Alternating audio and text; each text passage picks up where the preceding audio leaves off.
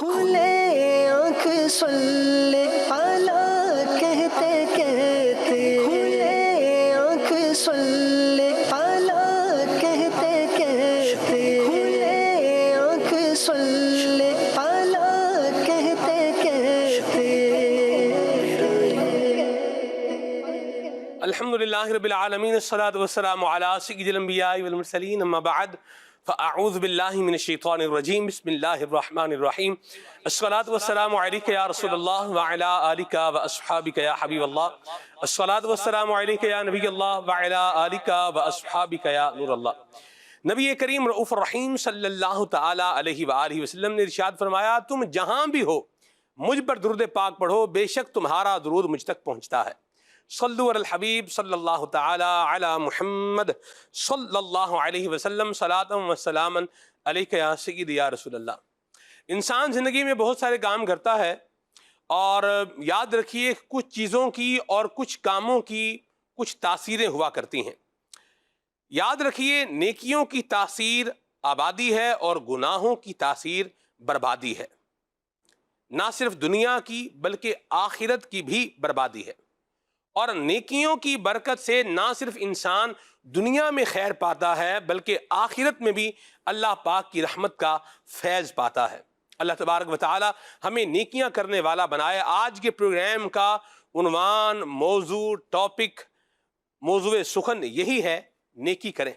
اور آج کے پروگرام کی اسپیشلٹی ہے کہ دعوت اسلامی کی مرکزی مجلس شورا کے رکن حضرت مولانا حاجی عبدالحبیب اتاری ادام ظلہ ہمارے ساتھ ہوں گے، اور انشاءاللہ اس ٹاپک پر عبدالحبیب بھائی کے ساتھ گفتگو کریں گے۔ السلام علیکم ورحمۃ اللہ وبرکاتہ۔ کیسے ہیں شیخ؟ خیریت سے ہیں؟ یہ ٹھیک ہے آپ؟ وقار بھائی ماشاءاللہ کلام سنانے کے لیے ہمارے ساتھ ہیں ماشاءاللہ۔ وقار بھائی آتے ہیں اور کچھ نہ کچھ ساتھ لاتے ہیں ماشاءاللہ۔ آج مائک ساتھ لا رہے ہیں، مرحبا۔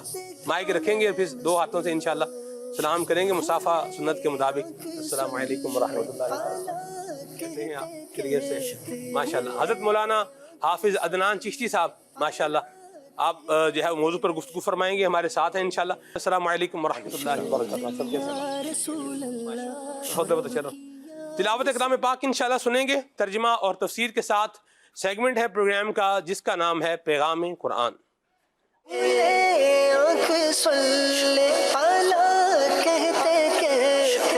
اعوذ باللہ من الشیطان الرجیم۔ اللہ کی پناہ مانگتا ہوں میں شیطان مردود سے۔ بسم اللہ الرحمن الرحیم۔ اللہ کے نام سے شروع جو نہایت مہربان رحمت والا ہے۔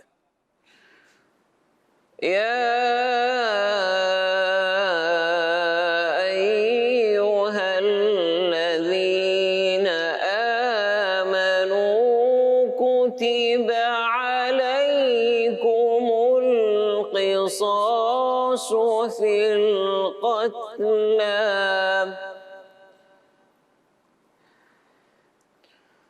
الحر بالحر والعبد بالعبد والأنثى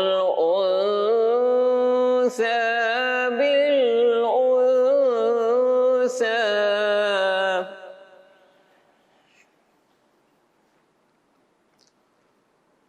فمن عفي له من أخيه شيء فاتباع بالمعروف وأداء إليه بإحسان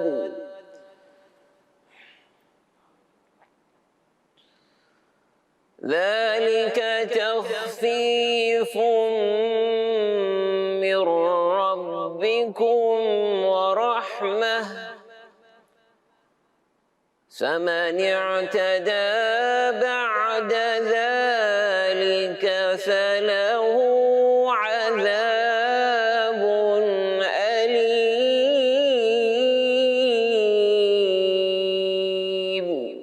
اے ایمان والو، تم پر مقتولوں کے خون کا بدلہ لینا فرض کر دیا گیا، آزاد کے بدلے آزاد، اور غلام کے بدلے غلام، اور عورت کے بدلے عورت، تو جس کے لیے اس کے بھائی کی طرف سے کچھ معافی دے دی جائے تو اچھے طریقے سے مطالبہ ہو اور وارث کو اچھے طریقے سے ادائیگی ہو، یہ تمہارے رب کی طرف سے آسانی اور رحمت ہے۔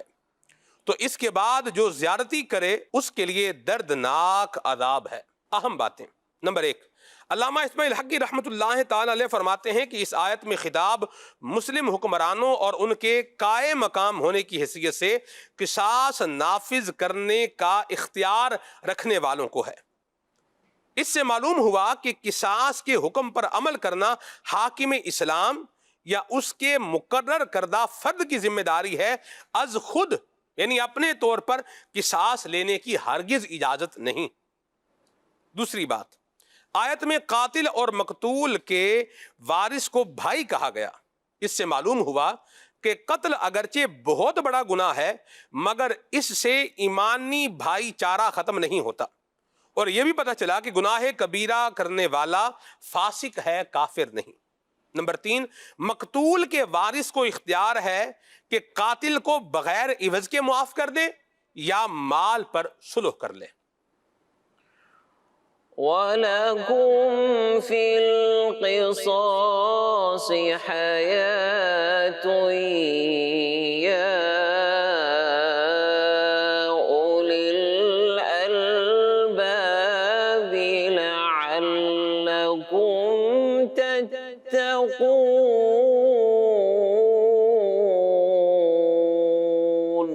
سورہ بقرہ کی آیت نمبر 179 کا ترجمہ ہے، اور اے عقل مندو، خون کا بدلہ لینے میں تمہاری زندگی ہے تاکہ تم بچو۔ اس کی تفسیر تعلیم القرآن میں بیان کیا گیا ہے کہ یہاں قصاص کا حکم دینے کی حکمت بیان فرمائی کہ اے عقل مندو، قتل کے بدلے قتل کرنے میں تمہاری زندگی ہے، وہ اس طرح کہ قصاص میں قتل ہونے کے ڈر سے آدمی دوسرے کو قتل کرنے سے رکے گا اور یوں دو جانیں قتل سے محفوظ رہیں گی۔ نیز جب قاتل کو قصاص میں قتل کیا جائے گا تو دوسرے لوگ اس سے عبرت پکڑتے ہوئے اقدام قتل سے باز رہیں گے اور یوں انسانی جانوں کا تحفظ ہو جائے گا۔ وَلَكُمْ فِي الْقِصَاصِ حَيَاةٌ يَا أُولِي الْأَلْبَابِ لَعَلَّكُمْ تَتَّقُونَ۔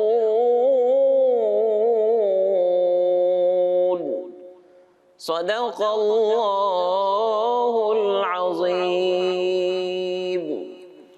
ماشاءاللہ ماشاءاللہ، اللہ تعالی ہمیں قتل جیسا کبیرہ گناہ کرنے بلکہ اس کے خیال سے بھی محفوظ و مامون فرمائے۔ کسی بھی مسلمان کو ناحق قتل کر دینا معاذ اللہ یہ غضب الہی کو ابھارنے والی بات ہے۔ تو اللہ تعالی ہم سب کو جو ہے وہ ایگریشن سے بچائے، بیجا غصے سے بچائے اور ایسے کاموں سے بچائے کہ جس کے بعد پھر آدمی ان چیزوں کی طرف جو ہے وہ بڑھتا چلا جائے۔ اللہ پاک ہم سب پر اپنا فضل فرمائے اور ہمیں عافیت کے ساتھ، سلامتی کے ساتھ، خیر کے ساتھ، بھلائی کے ساتھ زندگی گزارنے کی توفیق عطا فرمائے۔ وقار بھائی سے انشاءاللہ بھی ہم کلام سنیں گے۔ جی وقار بھائی۔ صلی علی نبینا صلی علی محمد صلی علی شفیعنا صلی علی محمد پڑھیے صلی علی کریمنا صلی علی محمد۔ وہ جو نہ تھے تو کچھ نہ تھا،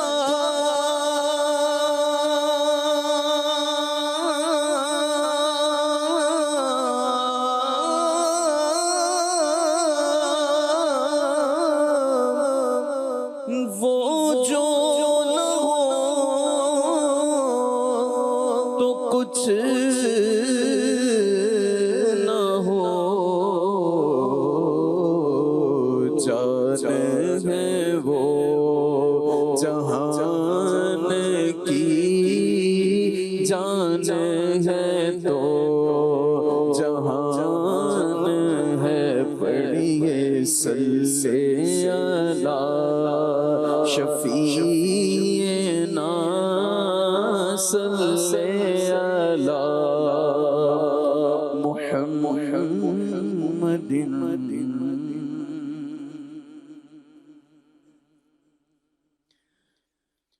وہ سوئے لازار پھرتے ہیں وہ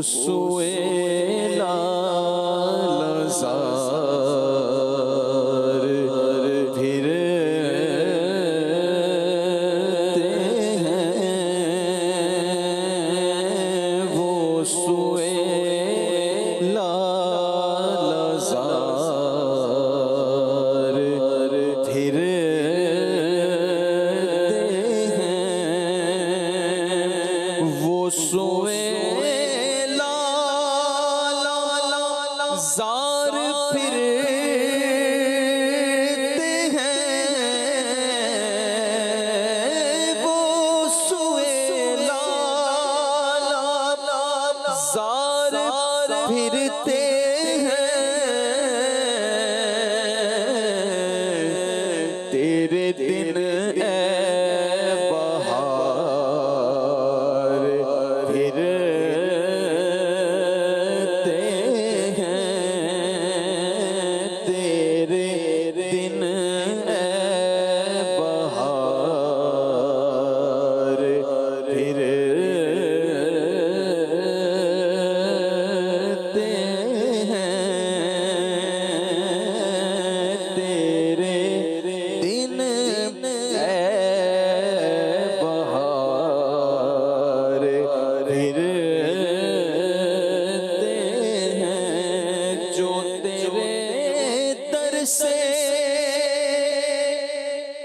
یار پھرتے ہیں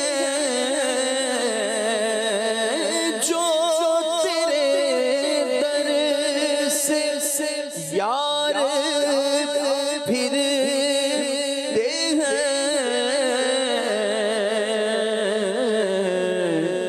ارے در بدر یوں ہی خار پھرتے ہیں در بدر یوں ہی خار پھرتے ہیں ہر چراغ مزار پر قدسی ہر چراغ مزار پر قدسی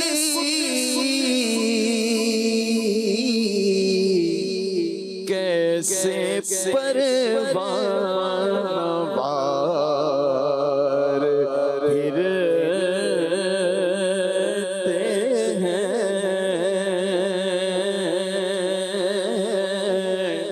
کیسے پروان وار پھرتے ہیں اور اس گلی کا گدا ہوں میں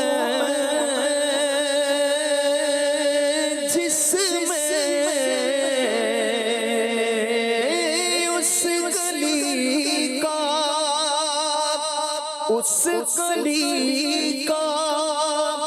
گدا ہوں میں جس میں اس گلی کا گدا ہوں میں جس میں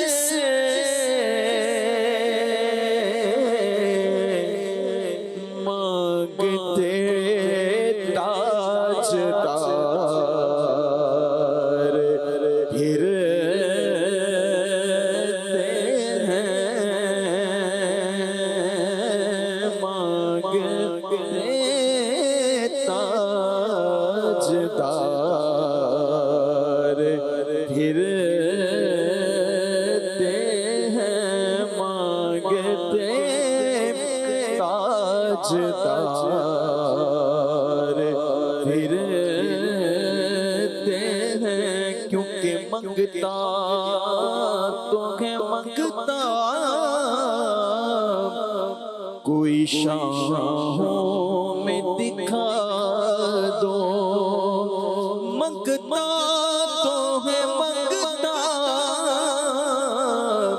کوئی شاہوں میں دکھا دو جس کو میری سرکار سے ٹکڑا نہ ملا ہو اس گلی کا گدا ہوں میں جس میں مانگتے تاجدار پھرتے ہیں اور جان ہے جان کیا نظر آئے جان ہے جان کیا نظر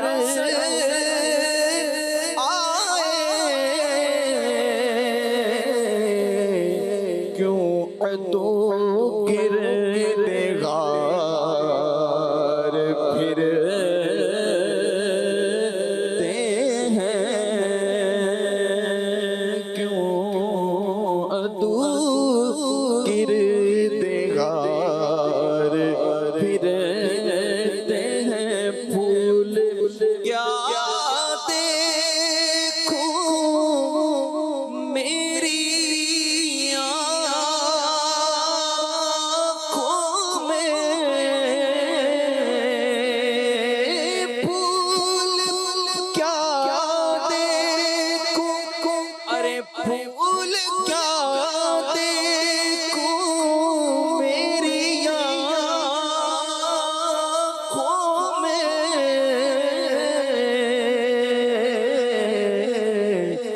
دشت طیبہ کے خار پھرتے ہیں دشت طیبہ کے خار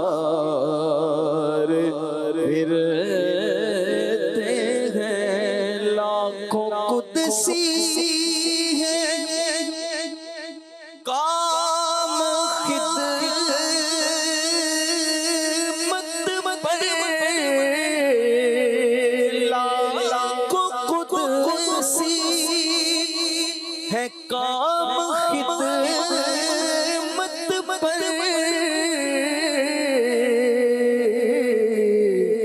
ارے لاکھوں گردے مزار پھرتے ہیں لاکھوں گردے مزار پھرتے ہیں ہائے غافل وہ کیا جگہ ہے جہاں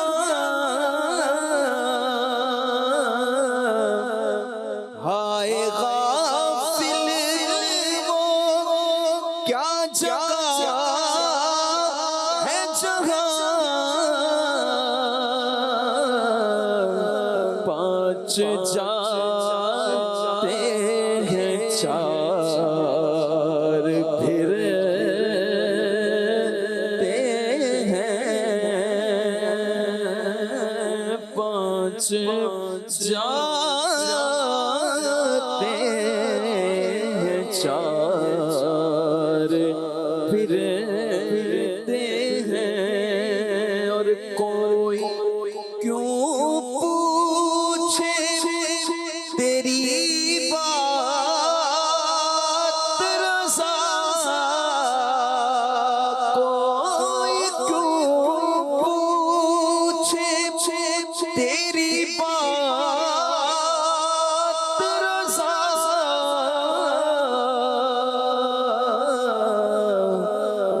تجھ سے کتے ہزار پھرتے ہیں، تجھ سے کتے ہزار پھرتے ہیں، وہ سوئے لالزار پھرتے ہیں، تیرے دن اے بہار کیا بات ہے، سبحان اللہ سبحان اللہ۔ نبی کریم صلی اللہ علیہ وسلم کی بارگاہ بے کس پناہ میں حاضری، اور پھر اس میں عاجزی، اور پھر اس کے اندر یہ انداز، یہ صلحاء کا انداز جو ہے چلتا آ رہا ہے۔ حضرت امام جامی رحمۃ اللہ علیہ کا شعر مجھے یاد آ گیا، حضور آپ کے کسی کتے کا نام جامی ہوتا تو آپ کی زبان پر کبھی کبھی وہ آ جاتا، میں قربان جاؤں۔ تو یوں ہی عشق سرور میں جو ہستی کو فنا کرتے ہیں، بھید الفت کے فقط ان پہ کھلا کرتے ہیں۔ اللہ ہمیں یہ حضور کی محبت کا ذوق عطا فرمائے، اور یہ نبی کریم صلی اللہ علیہ وسلم کی شفاعت اللہ تعالی ہم سب کو نصیب فرمائے۔ ماشاءاللہ مدنی چینل کے ناظرین، ہمارے پروگرام کے ماشاءاللہ آج جو خصوصی طور پر مبلغ ہیں، مہمان ہیں، اور بہت سارے مبلغین کو یوں بولیے کہ مبلغ بنانے والے ہیں اور آگے بڑھانے والے ہیں۔ میری مراد حضرت مولانا حاجی عبدالحبیب اتاری، مرحبا حاجی صاحب، السلام علیکم ورحمۃ اللہ وبرکاتہ۔ کیسے ہیں آپ؟ خیریت سے؟ خدا کی یاد سے دلوں کا چین سن لو، نبی کے عشق سے راہ سے کونین سن لو، خدا کی یاد سے۔ ماشاءاللہ الکریم حاجی صاحب، اللہ آپ کو برکت دے، ماشاءاللہ آپ نے شفقت فرمائی ہے، وقت عطا فرمایا۔ صاحب عنوان پر تو ہم نے آنا ہی ہے انشاءاللہ، لیکن میں ایک جو ہے وہ آپ کو دیکھتے ہی جو ذہن میں بات آئی ہے، میں وہ پہلے پوچھنا چاہوں گا۔ حاجی صاحب، لوگوں کی عمر جو ہے نا وہ بڑھتی جاتی ہے تو ان پر بڑھاپے کے آثار جو ہے وہ نمایاں ہوتے جاتے ہیں۔ آپ کو دیکھ کر تو یوں لگ رہا ہے کہ جیسے آپ کی عمر جو ہے وہ ریورس ہوتی جا رہی ہے، تو یہ کیا ہے؟ ذرا کچھ پہلے نمبر پر تو یہ بتائیں نا آپ۔ ذالک فضل اللہ یؤتیہ من یشاء۔ سبحان اللہ، واہ واہ واہ۔ لیکن بات یہ ہے کہ وہ حسن نظر بھی ہوتا ہے، اور دوسرا بعض اوقات جو ہے نا تھوڑا سا اپنی مینٹیننس کا بھی لوگ خیال نہیں رکھتے۔ ٹھیک، آپ کسی بھی چیز کو گھر میں اگر بے ربط رکھیں تو وہ بھی آپ کو مزیدار نہیں لگتی، خراب لگتی ہے۔ اگر اچھی طرح صاف کر لیں تو وہ بھی اچھی لگنے لگتی ہے، سلیقے سے رکھ دیں تو بھی اچھی لگتی ہے۔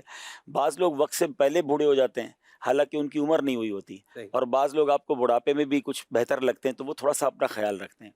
خاص طور پہ پچھلے کچھ دنوں سے یا پچھلے کچھ ماہ سے تھوڑا صحت پر زیادہ کانشیس میں نے کیا، میری ویڈیو کے بعد باقی لوگوں نے بھی کافی کیا، تو اس سے الحمدللہ مجھے خود بھی کافی بہتر فیل ہو رہا ہے الحمدللہ۔ بس بات یہ ہے کہ اللہ زوال نعمت سے بچائے، آمین۔ اور بس اللہ صحت بھی، ہماری دعا بھی ہونی چاہیے کہ اللہ صحت و عافیت، اور اگر ایکٹیو رکھے تو دین کا کام ہم زیادہ کر سکیں۔ اگر اس نیت سے اپنی صحت کا خیال رکھیں گے تو یہ نیکی بھی ہے ہمارے موضوع سے متعلق کہ آپ اپنی ڈائٹ کنٹرول کر رہے ہیں، اپنی صحت کا خیال رکھ رہے ہیں، اگر آپ ورزش کر رہے ہیں یا اپنے آپ کو فٹ رکھ رہے ہیں، تو نارملی لوگ کسی اور کانسیپٹ سے رکھتے ہیں، لیکن اس میں نیت شامل کر لی جائے کہ میں اپنے آپ کو اس لیے صحت مند رکھ رہا ہوں کہ میں دین کا زیادہ کام کر سکوں اور دیر تک کر سکوں، تو انشاءاللہ یہ تمام ڈائٹ کنٹرول، ورزش بھی آپ کی نیکی بن جائے گی، آپ کو ثواب بھی ملے گا۔ سبحان اللہ سبحان اللہ۔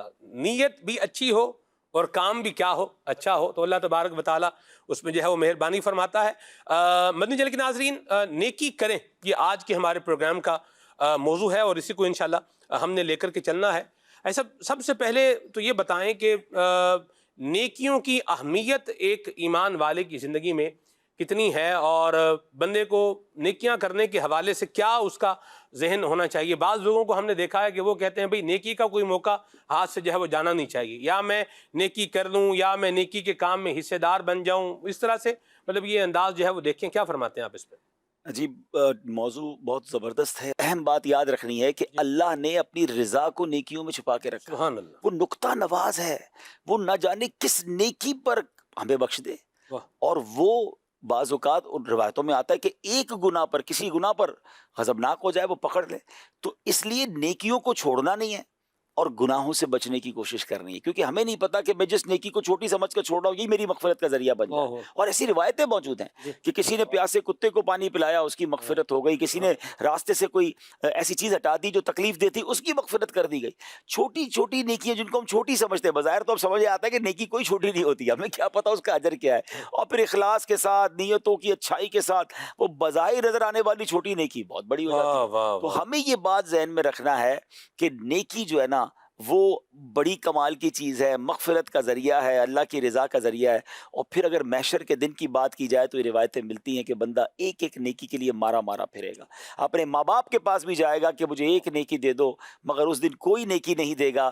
وہ لوگ جن کو آپ نے دنیا میں کروڑوں روپے دیے ہوئے ہوں گے نا، اور آپ ان کو کہیں گے وہ دنیا والے کروڑوں روپے تمہیں دیے تھے، اب ایک نیکی تو دے دو، تو وہ ایک نیکی بھی نہیں دے گا. نہ کوئی آپ کے اور میرے ذمے کا گناہ اپنے ذمے لے گا، کیونکہ اس وقت ہر کسی کو اپنی پڑی ہوگی. اور ایسا بھی ہوگا کہ کوئی شخص ایک نیکی کی وجہ سے رہ جائے گا. میں سلمان بھائی جب یہ بیان کرتے ہیں یا سنتے ہیں تو خیال آتا ہے کہ اس بندے کو قیامت کے دن کتنی حسرت ہوگی کہ کاش میں 2 رکعت نفل زیادہ پڑھ لیتا، کاش میں ایک درود پاک اور پڑھ لیتا، یا میں 1 2 4 6 گناہ کم کر لیتا، تاکہ میرے نامہ اعمال نیکیوں کا پلہ جو ہے نا وہ بھاری ہو جائے. لیکن اس وقت کچھ بھی نہیں ہو سکے گا. جب تک سانسیں ہیں، جب تک میں اور آپ دنیا میں ہیں، جتنا نیکیاں کرنی ہے کر لیں. مولا علی کا فرمان ہے نا کہ آج عمل کا دن ہے، کل جزا کا دن ہوگا. Today is the time of action and tomorrow is the time of accountability. بعد میں نیکی نہیں، عمل نہیں ہو سکے گا، حساب بعد میں ہوگا، ابھی عمل ہوگا. کاش میں اور آپ ان دنیا میں رہتے ہوئے یہ ذہن بنا لیں. ابھی آپ نے انٹرو میں ایک بات کہی، میں سوچ رہا تھا اللہ کرے ایسے سارے ہو جائیں کہ کچھ لوگ ہوتے ہیں کہ جن کا ذہن ہوتا ہے کہ کوئی نیکی چھوٹنی نہیں چاہیے، یہ بھی کر لوں وہ بھی کر لوں، نیکی میں حصہ مل جائے. لیکن اللہ کرے ایسے بن جائیں. اب تو نیکیوں کی طرف رغبت ہی ختم ہوتی جا رہی ہے، اور نیکیوں کی اہمیت بھی لوگوں کے دلوں سے اترتی جا رہی ہے کہ ٹھیک ہے یار نہیں کر رہے نیکیاں. حالانکہ اتنی آسانیاں ہو گئی ہیں نیکیاں کرنے میں سلمان بھائی، شاید پہلے کے زمانے میں جو نیکیاں مہینوں میں لوگ کر سکتے تھے نا، آج منٹوں میں کر سکتے ہیں. میں اس کی مثالیں دوں گا، لیکن پھر بھی نیکی کرنے کا دل نہیں چاہتا، پھر بھی کھڑے ہو کے وہ نیکی نہیں کر رہے ہوتے. اللہ کرے ہم کرنے میں کامیاب ہو جائیں. کون سی نیکیاں ہیں سب جو پہلے مہینوں میں ہوتی تھیں اور ابھی وہ جو ہے وہ چند گھنٹوں میں ان کو کیا جا سکتا؟ ایسی تو بہت ساری ہو سکتی ہیں، لیکن اگر آپ مجھے جو یاد آئی یہ جملہ کہتے ہوئے کہ صحابہ کرام علیہم الرضوان یا ہمارے بزرگان دین کو جب یہ پتہ چلتا تھا کہ فلاں بزرگ کے پاس ایک حدیث ہے، تو وہ ایک ملک سے دوسرے ملک کا مہینوں کا سفر کر کے جا کر وہ حدیث سنا کرتے تھے. اچھا پھر اس زمانے میں لوگ سفر کر کے علماء کرام کے پاس جا کر قلم دوات لے کر بیٹھ کر علم دین سیکھا کرتے تھے. پھر اس کے بعد اگر آپ اچھا اس کے ساتھ ساتھ ایک تو وقت بچ گیا ہے، دوسرا سرمایہ بھی بچ گیا ہے. پہلے نیکی کرنے کے لیے زیادہ خرچ کرنا پڑتا تھا. جس زمانے میں آپ لوگوں نے درس نظامی کیا ہوگا، انٹرنیٹ گیجٹس تو نہیں تھے، آپ نے تقریباً کتابیں خریدی ہوں گی، آپ نے تقریباً پیسے جوڑ کے کتابیں خرید کر تعلیم حاصل کی ہوگی. اور اب ایک طالب علم کے لیے کسی بھی کتاب کو ڈاؤن لوڈ کرنا مسئلہ ہی کوئی نہیں ہے. کتابیں آسان ہو گئیں، علم کا شوق کم ہو گیا ہے. اس زمانے میں ٹریول کر کے حدیث سننے کے لیے علم دین اور علماء کی صحبت حاصل کرنے کے جانا ہوتا تھا. ہاں اب دیکھیں جناب، آپ انٹرنیٹ کے ذریعے آپ دیکھ لیں، مدنی چینل کے ذریعے کتابیں ڈاؤن لوڈ ہو سکتی ہیں. آسانی فنگر ٹپس پہ چیزیں آ گئی ہیں. اگر آپ سوشل میڈیا کا صحیح استعمال کر لیں تو میں سمجھتا ہوں کہ وہ علم دین یا وہ نیکیاں جو بڑی اسٹرگل کے ساتھ ہوتی تھی سب کرنا آسان ہو گیا. سبحان اللہ. اب عمرہ کرنا ہے، ٹھیک ہے، پہلے کے زمانے میں عمرہ اور حج اس وقت بھی سرمایہ خرچ ہوتا تھا، مگر جو فیسلٹیز اب ہو گئی ہیں، اب تو جناب معذور آدمی بھی جائے تو اس کا بھی سارا انتظام ہو جاتا ہے. ورنہ پہلے زمانے میں آپ کو بتاؤں، میری دادی کی بہن جو تھی، انہوں نے بس پہ حج کیا تھا. تو وہ اپنے واقعات بتاتی، 6 مہینے کا حج ہوتا تھا. ٹھیک ہے، میں بہت چھوٹا تھا لیکن ان کی باتیں مجھے یاد تھی کہ وہ یہاں سے بس جاتی تھی، یعنی پاکستان سے بائی روڈ جاتے تھے. تو اچھا اس میں جو والد صاحب بتاتے تھے نا کہ بیٹا اس زمانے میں حج میں 50% لوگ 40% لوگ واپس نہیں آتے تھے. یعنی یہ مل ملا کر ہی جاتے تھے، کیونکہ اتنی تکلیفیں اور اتنے معاملات. اور پھر عموماً بڑی عمر کے لوگ جاتے تھے حج پہ کہ بھائی ساری زندگی پیسے جوڑے اور پھر حج پر گئے. تو بہت سارے لوگ چلے جاتے تھے حج کے سفر میں، واپسی نہیں آتے تھے. تو اب آپ بتائیں کہ مہینوں کا سفر گھنٹوں میں، گھنٹوں کا سفر منٹوں میں، وہاں آپ جناب آسانیاں ہو گئیں. میں نے وہ بھی صفا مروہ کیا ہے جب یہ ایئر کنڈیشن وغیرہ نہیں تھے. اور اب آپ جائیں تو ماشاءاللہ ٹھنڈ لگ رہی ہوتی ہے صفا مروہ پر، اتنی آسانی ہو گئی ہے. ٹھنڈے پانی کے کولر لگے ہوئے ہیں. میں جب حرم شریف میں، مجھے اچھی طرح یاد ہے، میں اگر 80s کی بات کروں تو 88 کی اگر میں بات کروں تو میں نے وہ بھی عمرہ کیا ہے الحمدللہ. مجھے چھوٹا تھا ابھی آپ سے بات کر رہا ہوں تو یاد آ رہا ہے کہ یہ زبانیں تھی نا, یہ سوکھ کر کانٹا ہو جاتی تھی گرمی شریف میں طواف کے دوران, ٹھیک ہے, اور حرم میں کوئی ایسی نہیں ہوتا تھا. یہ زمزم شریف کا کنواں جو تھا نا کھلا ہوا تھا, اس کے نیچے جانا پڑتا تھا اور وہاں ایئر کنڈیشن ہوتا تھا. مجھے اچھی طرح یاد ہے وہ طواف کر کے, خاص طور پہ رمضان میں, اب روزہ ہے تو اب اس اے سی والی جگہ پر مجھے یاد ہے میں 2 گھنٹے بیٹھ جاتا تھا کہ کسی طرح تھوڑی ہمت بندھے تو پھر صحیح کریں. تو وہ بھی لوگوں نے حج کیے ہیں اور اس سے پہلے اور مشکل کیے. نیکیاں کرنا ڈے بائی ڈے آسان ہوتا جا رہا ہے لیکن جذبہ کم ہوتا جا رہا ہے. تو اللہ کرے کہ جب نیکیاں آسان ہو گئی ہیں تو پھر نیکیاں تو زیادہ کرنی ہے, کام تو ہمیں بھی کور میں آئیں گی نا. بس یہ دعوت اسلامی کے ماحول کی برکت ہے. مدنی چینل دیکھتے ہیں بعض اوقات کسی کو, اچھا نیکی کرنے کا جذبہ بھی جو ہے نا سلمان بھائی, وہ نیکی والے ماحول میں ملتا ہے.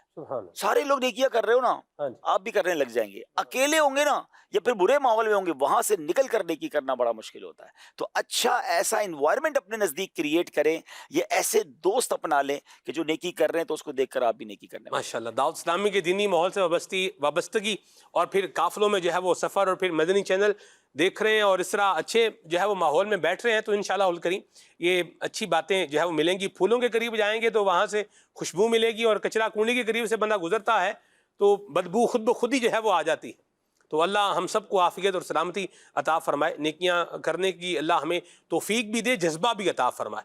ہے سب آسان نیکیوں کی طرف کچھ توجہ دلائیں. بھی دیکھیں آپ یہ نیکی بھی کر سکتے ہیں, یہ بھی کر سکتے ہیں, یہ بھی کر سکتے ہیں.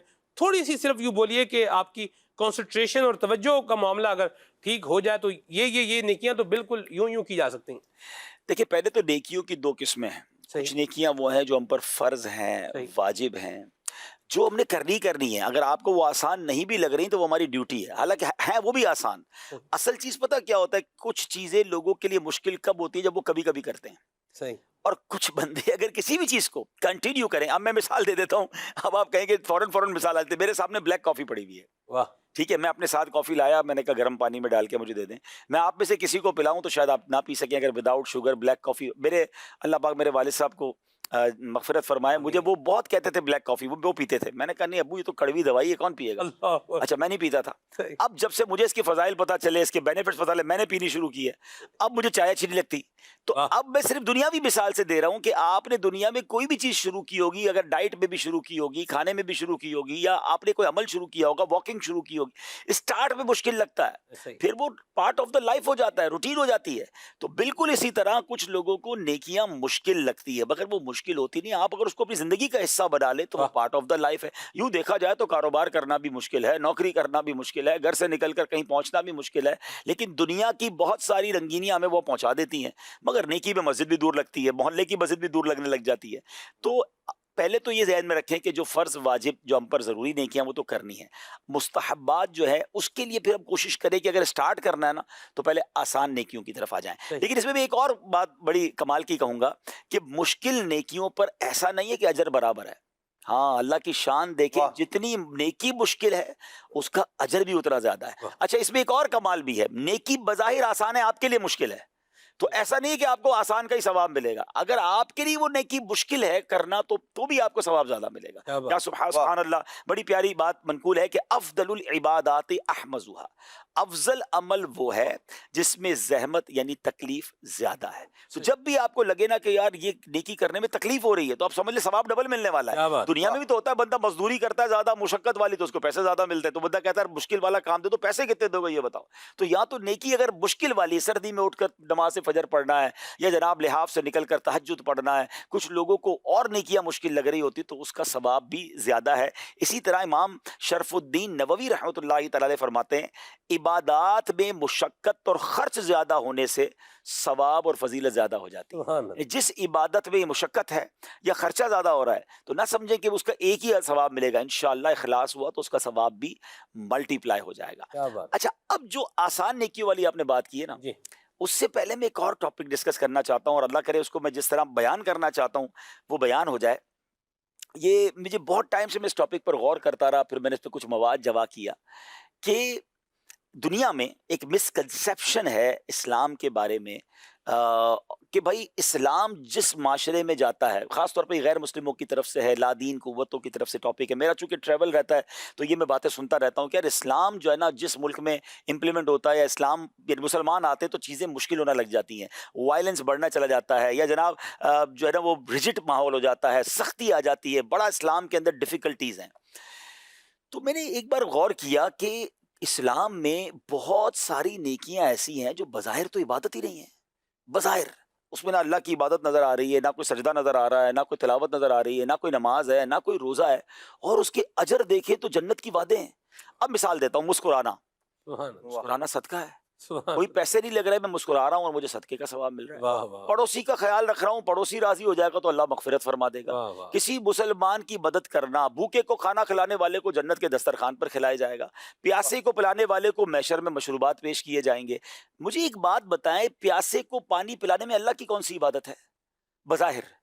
کسی بھوکے انسان کو کھانا کھلانے میں نے رب کی بارگاہ میں تو کوئی تلاوت تو نہیں کی، سجدہ تو نہیں کیا، نماز تو نہیں پڑھی، میں نے کسی کو مسکرا کر دیکھ لیا، اچھا معاف کر دیا میں نے کسی کو، تو میں معاف کر دوں اللہ مجھے معاف کر دے گا۔ کیا بلکہ فرمایا جو 3 کام کر لے اس کو جنت میں اللہ گھر بھی دے گا، اس کا حساب بھی آسانی سے لے گا۔ واہ، جو تمہیں محروم کرے تم اسے عطا کرو، جو تمہیں واہ، ذرا واہ، ظلم واہ۔ کرے اسے معاف کر دو، جو توڑے اس سے جوڑو۔ میں غور کرتا رہا، اب یہ تمہیں 4-5 باتیں کہ اب اس کو اب ڈیٹیل میں جائیے، میرے پاس پورا اس کا ایک چیپٹر موجود ہے کہ اب میں غور کرتا رہا کہ ایسی 20 نیکیاں ہیں کہ جس سے معاشرہ سافٹ ہو رہا ہے، جس سے معاشرہ پیارا ہو رہا ہے، محبتیں پھیل رہی ہیں، بظاہر اللہ کی عبادت۔ میں کسی کو تحفہ دوں، تحفہ دو محبت بڑھے گی، تحفہ دینے کا میرا اسلام مجھے کہہ رہا ہے، مسکرانے کا میرا مذہب مجھے کہہ رہا ہے، کسی کی کوئی غلطی کر لے اسے معاف کرنے کا کہہ رہا ہے، پڑوس میں کوئی رہنے آ گیا تو اس کے ساتھ اچھا خیال رکھنے کا کہہ رہا ہے، راستے میں لوگ گزر رہے تو کوئی تکلیف دہ چیز دور کر دے تو اللہ مجھے مغفرت کا وعدہ فرما رہا ہے۔ ایثار پر مغفرت کی بشارتیں ہیں، اور ایثار کیا ہے کہ مجھے جو چیز چاہیے میرے بھائی کو چاہیے میں اس کو دے دوں۔ تو اگر ان تمام نیکیوں پر آپ غور کریں، اور اگر اس پر ماشاءاللہ آپ سارے مبلغین بات کریں تو شاید ہم 100-150 نیکیوں تک پہنچ جائیں گے، مگر ان نیکیوں میں بظاہر کوئی اللہ کی عبادت نہیں ہے، نہ کوئی سجدہ کر رہے ہیں، نہ تلاوت کر رہے ہیں، نہ میں اللہ اللہ کر رہا ہوں، نہ ذکر الہی کر رہا ہوں، کچھ نہیں، مگر قدم قدم پر ان نیکیوں پر رب مجھے مغفرت عطا فرما رہا ہے، مجھے جنت کے محل عطا فرما رہا ہے، مجھے بشارتیں دی جا رہی ہیں۔ What is the reason behind this? اگر اس کو کوئی اوپر سے کہتے ہیں نا ایک گلانس ویو دیکھے کہ ان تمام نیکیوں پر اتنا اجر کیوں رکھا گیا ہے، تو اس کے پیچھے آپ کو خوبصورت ایسنس یہ ملے گا کہ میری اور آپ کی شریعت یہ چاہتی ہے کہ اسلام چاہتا ہے معاشرہ محبت والا ہو، پرسکون ہو جائے، امن والا ہو جائے، انصاف والا ہو جائے، درگزر والا ہو جائے، ٹالرنس آ جائے، پیشنس آ جائے، سختیاں ختم ہو جائیں۔ وہ لوگ جو کہتے ہیں کہ اسلام جو ہے وہ سخت ہے، اسلام کی وجہ سے ڈیفیکلٹی ہوتی ہے، اسلام کی یہ والی تصویر تو دیکھی ہی نہیں انہوں نے۔ جس نے اگر یہ مجھے بتائے کسی معاشرے میں اگر یہ امپلیمنٹیشن کر دیا جائے کہ جہاں انصاف کرنا ہے، انصاف کرنے میں اللہ کی کون سی عبادت ہے؟ ٹھیک ہے نا، میں کسی کے ساتھ زیادتی نہ کروں، اچھا قرض دینے پر ثواب، اور قرض دینے پر صدقے سے زیادہ ثواب، واہ یہ کیا ہے؟ یہ کیوں مجھے زیادہ ثواب دے رہے کا؟ اچھا صدقہ دینے پر بھی ثواب، میری مغفرت ہو جائے گی، بلائیں ٹل جائیں گی۔ اچھا صدقہ میں سمجھا رہا ہوں کہ میں تو اپنے بھائی کو دے رہا ہوں، اپنے رشتہ دار کو دے رہا ہوں، میں اللہ کی بارگاہ میں تو بظاہر تو نہیں پیش کر رہا ہوں، لیکن ان تمام چیزوں پر جو مجھے جنت کے وعدے مل رہے ہیں، مجھے مال میں برکتیں مل رہی ہیں، بلائیں مجھ سے ٹالی جا رہی ہیں، دعائیں میری قبول ہو رہی ہیں، فار واٹ؟ اس لیے کہ جتنے لوگ اس دنیا میں رہ رہے ہیں سب پیار سے رہیں، سب محبت سے رہیں، سب امن سے رہیں۔ It means Islam is not a problem for the world, Islam is the solution of the world. اسلام کے ذریعے اگر امپلیمنٹ کر دیا جائے تو میں کہتا ہوں کوئی محلہ، کوئی شہر، کسی ایک محلے کو لے لیں اور اس محلے میں ساری باتیں امپلیمنٹ کر دیں، وہ دنیا کا سب سے مثالی محلہ بن جائے گا، وہ شہر دنیا کا سب سے پیارا شہر بن جائے گا۔ یہ کیسی پیاری نیکیاں ہیں اگر اس نظر سے یقیناً نماز پڑھنی ہے، روزے رکھنے، تلاوت کرنے، مگر یہ والی سائیڈ بھی تو کوئی بتائے، خاص طور پہ ان لوگوں کو جو باہر بیٹھ کر اسلام کے خلاف باتیں کر رہے ہیں۔ تو میں نے سوچا تھا کہ آج آپ موقع ملے گا میں بات عرض کروں گا، تو خاص طور پہ وہ لوگ جو اسلام کے خلاف باتیں کرتے نظر آتے ہیں یا مسکنسیپشن کا شکار نظر آتے ہیں کہ یار اسلام الگ چیز ہے، اور لوگ دوسرے معاشروں کی مثالیں دیتے ہیں کہ جناب ادھر جائیں تو انصاف ہے، تو اچھا صفائی، مجھے بتائیں میں صفائی کر رہا ہوں، اس میں اللہ کی کون سی عبادت ہے؟ مجھے میری ہائیجینک بہتر ہوگی، میری صحت بہتر ہوگی، خوبصورت ہو جائے گا معاشرہ، پر اس پر ثواب نصف ایمان فرما دیا۔ ایسا آپ دیکھیں جو خوبصورتی ہے نا جی، میں آپ کو اس کے پیچھے ایک اور بات بھی ہے۔ آپ دیکھیں اللہ اور اس کے رسول نے ان چیزوں کو بھی عبادت بنا دیا کہ جس سے معاشرے نے کیا ہو جانا ہے، خوبصورت ہو جانا ہے. تو اللہ رسول کے احکامات پر عمل کرتے ہوئے ان ایکسیلنس جو چیزیں ہیں، مورل ایکسیلنس ہے، اس کو جب اس نے اپناتے جانا ہے تو اللہ کی عبادت کا ثواب بھی پاتے جانا ہے اور معاشرے نے بہترین اور خوبصورت بھی. کیا خوبصورت معاشرہ ہو جانا ہے، کیا پیارے، ہماری زندگی آسان ہو جائے گی نا اگر اس پر عمل کر لیں. اللہ پاک عمل کی توفیق عطا فرمائے. ماشاءاللہ حسن اخلاق کا ایک پورا چیپٹر ہے، باب ہے. کچھ آسان نیکیاں میں سب بتائیں، جیسے یہ مسکرانے کا آپ نے تذکرہ فرمایا. بہت ساری نیکیاں جو بتائیں گے بظاہر تو بڑی آسان ہے نا. اب میں دیکھیں نا، مسکرانے پر نہ خرچہ ہوتا ہے. ایسے معاف کرنا تو ویسے مشکل کام ہے. ہاں ٹھیک ہے. آپ کو ویسے ملتے ہیں لوگ، آپ کو بھی کچھ، آپ بھی ٹریول کرتے ہیں مختلف طرح کا، تو بعض اوقات ایسا ہوتا ہے کہ ساتھ کوئی ایسا بندہ بیٹھ جاتا ہے جو دین بیزار بندہ مثال کے طور پر ہوتا ہے، یا وہ غیر مسلم ہے، اس کا ایک اپنا معاملہ ہے. پھر بعض لوگوں کا عادت ہوتی ہے کہ وہ چٹکی جو ہے وہ بندے کو کاٹتے رہتے ہیں، اس طرح کا معاملہ بھی ہوتا ہے. تو کبھی اس طرح کے لوگوں کے ساتھ کوئی آپ کا انٹریکشن ہوا ہو، یا ان کو معاف کرنا جو آپ کے اوپر جو ہے وہ اعتراض کر رہا ہے، کیا کہتے ہیں اس پر؟ نہیں، نو ڈاؤٹ، یہ تو بات صحیح آپ نے فرمائی کہ کچھ اعمال وہ ہوتے ہیں، کچھ نیکیاں وہ ہوتی ہیں جو بہت مشکل ہوتی ہیں. اچھا، پھر اس میں معاف کرنے میں بھی مجھے چلتے چلتے کسی نے ٹھوکر مار دی، اس کو معاف کرنا تو شاید آسان ہے، لیکن کسی نے جناب پبلک کے اندر آپ کو بے عزت کیا، اب اس کو معاف کرنا، پھر یہ آپ کے خلاف کوئی سازش کرتا ہوا پکڑا گیا، آپ کو معاذ اللہ بڑا آپ کے خلاف کام کر، تو کیٹیگریز ہے نا اس کی. تو بات وہی ہے کہ معاف کرنا مشکل ہے، تو اس کا اجر بھی کتنا بیان کیا گیا. اب میں نے جو آپ کو بیان کیا کہ اگر انسان کو یہ کہا جائے کہ میں 3 کام بتاؤں گا، اس کے بدلے آپ کو ڈیفینس میں پلاٹ دے دوں گا، تو آپ کہیں گے کام جو بھی بتا دینا، پلاٹ بتاؤ کب دو گے. کام بھی آپ نہیں پوچھے، بولے جو بولو گے کر دوں گا. DHA کا 1000 گز کا آپ کو پلاٹ دے دوں گا اور ساتھ اچھی سی گاڑی بھی دے دوں گا. تو آپ کہیں گے ٹھیک ہے، 3 کام ڈن ہوئے نا. یہاں نبی پاک علیہ الصلوۃ والسلام کی حدیث کے مطابق آپ کو جنت کے گھر کا وعدہ مل رہا ہے. اللہ اس بندے سے آسانی کے ساتھ حساب لے گا. اگر میں ہر مسلمان سے پوچھوں کہ آپ کو یہ 2 آفرز مل جائیں، تو پھر تو کوئی بھی کام اللہ کی طرف سے عطا ہو جائے نا. وہ کام کیا ہے؟ جو تم پر ظلم کرے تم اسے معاف کرو، محروم کرے عطا کرو، اور اس کا کیا فرمایا؟ جو تم سے قطع تعلق کرے اس سے جوڑو. یہ تینوں مشکل ہیں، اٹس ناٹ دیٹ ایزی، مگر اس کے مقابلے میں اجر کتنا بڑا دیا جا رہا ہے. ہاں، تو اب آپ کو جب بھی دل پر یہ بوجھ آئے نا کہ معاف نہیں کروں گا، اس کو چھوڑوں گا نہیں، تو یار پھر سامنے جنت کا گھر بھی جو ہے نا آپ کو نظر آنا چاہیے، تو پھر آپ کر دیں گے معاف انشاءاللہ. تو یہ یقیناً مشکل ہے، لیکن اچھا اس کی بھی ہیبٹ، یہ بھی میں نے کہا نا کچھ لوگوں کے لیے زیادہ مشکل ہے، کچھ لوگوں کے لیے آہستہ آہستہ یہ کم مشکل ہو جاتا ہے، کیونکہ وہ معاف کرتے رہتے ہیں. اچھا، پھر یہ بھی تربیت سے ہوتا ہے. آپ کسی کو، عدنان بھائی کے ساتھ کسی نے زیادتی کی، اور آپ جب عدنان بھائی کو معاف کرتے ہوئے دیکھیں گے نا، تو پھر آپ کو بھی احساس ہوگا اتنی بڑی غلطی پہ معاف کر دیا، میں تو صبح چائے گرم نہیں تھی اس پہ لڑ کے آیا ہوں.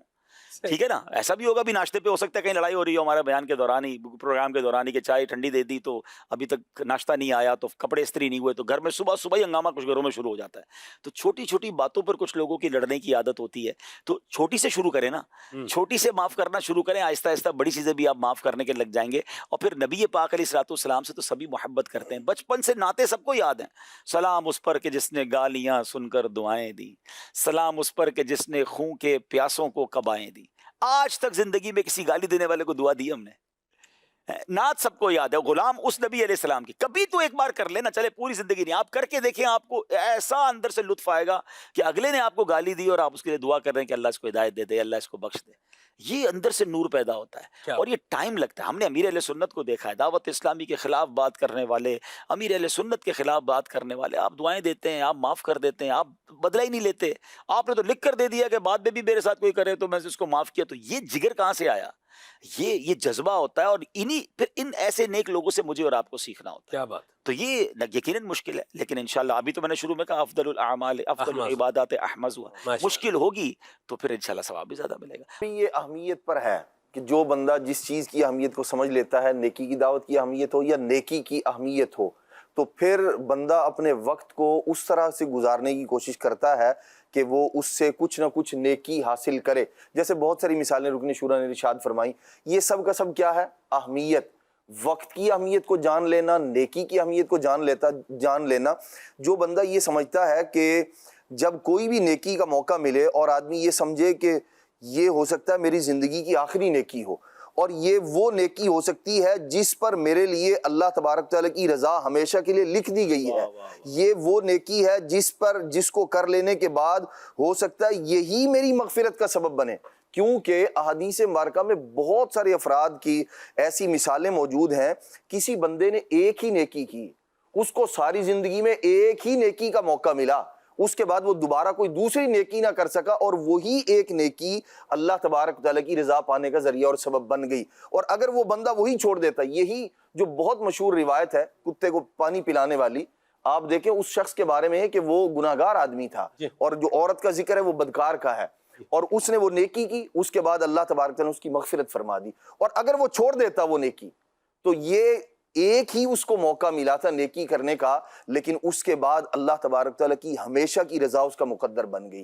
تو اگر ہم اس طرح کا اپنا ذہن بنا لیں کہ جب جہاں مجھے نیکی کرنے کا موقع ملے تو اسے آخری اور اللہ کی رضا پر موقوف نیکی سمجھ کر میں کر لوں، ہو سکتا ہے اسی کے بدلے میں۔ اور نبی کریم علیہ السلام نے حدیث پاک میں ارشاد بھی فرمایا بندہ جو ہے وہ زندگی گزارتا رہتا ہے اور گناہوں والے کام کرتا رہتا ہے، دوزخ والے کام کرتا رہتا ہے، حتیٰ کہ اس کے درمیان اور دوزخ کے درمیان ایک بالشت کا فاصلہ رہ جاتا ہے، پھر اس پر تقدیر غالب آتی ہے، اللہ تبارک و تعالیٰ اسے نیکی کی توفیق دیتا ہے۔ وہ بندہ جو دوزخ سے ایک بالشت کے فاصلے پر تھا، ارشاد فرمایا اللہ تبارک و تعالیٰ اسے نیکی کی توفیق دیتا ہے اور جنت کا حقدار بن جاتا ہے، یہ بندہ توبہ کر کے نیک بن جاتا ہے۔ اور ارشاد فرمایا یہ ڈرانے کے لیے ہے، سمجھانے کے لیے ہے کہ آدمی جو دوسرا نبی کریم علیہ السلام نے ارشاد فرمایا گناہ کرتے ہوئے بندہ ڈر جائے، ہو سکتا ہے یہی وہ گناہ ہو جو میرے ایمان کی بربادی کا ذریعہ اور سبب بن جائے۔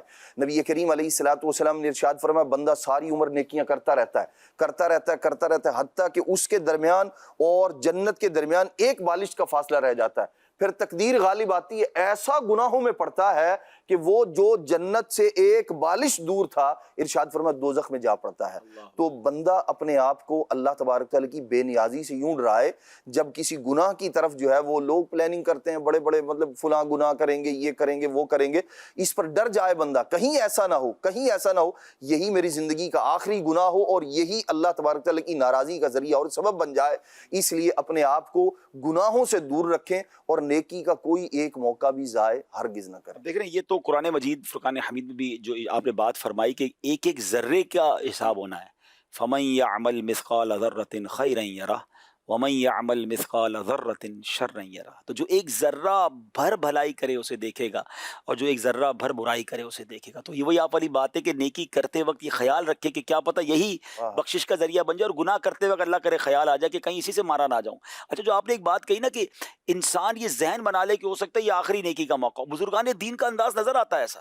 حضرت جنید بغدادی کا مجھے انداز نظر آیا، اور اس میں وہی آسان نیکی بھی آ گئی کہ آسان نیکی میں ذکر و درود کتنی آسان نیکی ہے۔ میں کہتا ہوں اس سے زیادہ کیا اللہ کی مہربانی ہوگی۔ دنیا کا دستور ہے کہ کام زیادہ کرو تو پیسے زیادہ ہیں، مگر ادھر بیٹھے بیٹھے نہ پسینہ بہا، نہ جناب میری کوئی کیلوری برن ہوئی، کچھ بھی نہیں کیا، میں نے کہہ دیا اللہ اکبر، سبحان اللہ، لا الہ الا اللہ، الحمدللہ۔ آپ بھی کہیے ناظرین، آپ بھی کہیے سبحان اللہ، الحمدللہ، اللہ اکبر، لا الہ الا اللہ، سبحان اللہ وبحمدہ، سبحان اللہ العظیم۔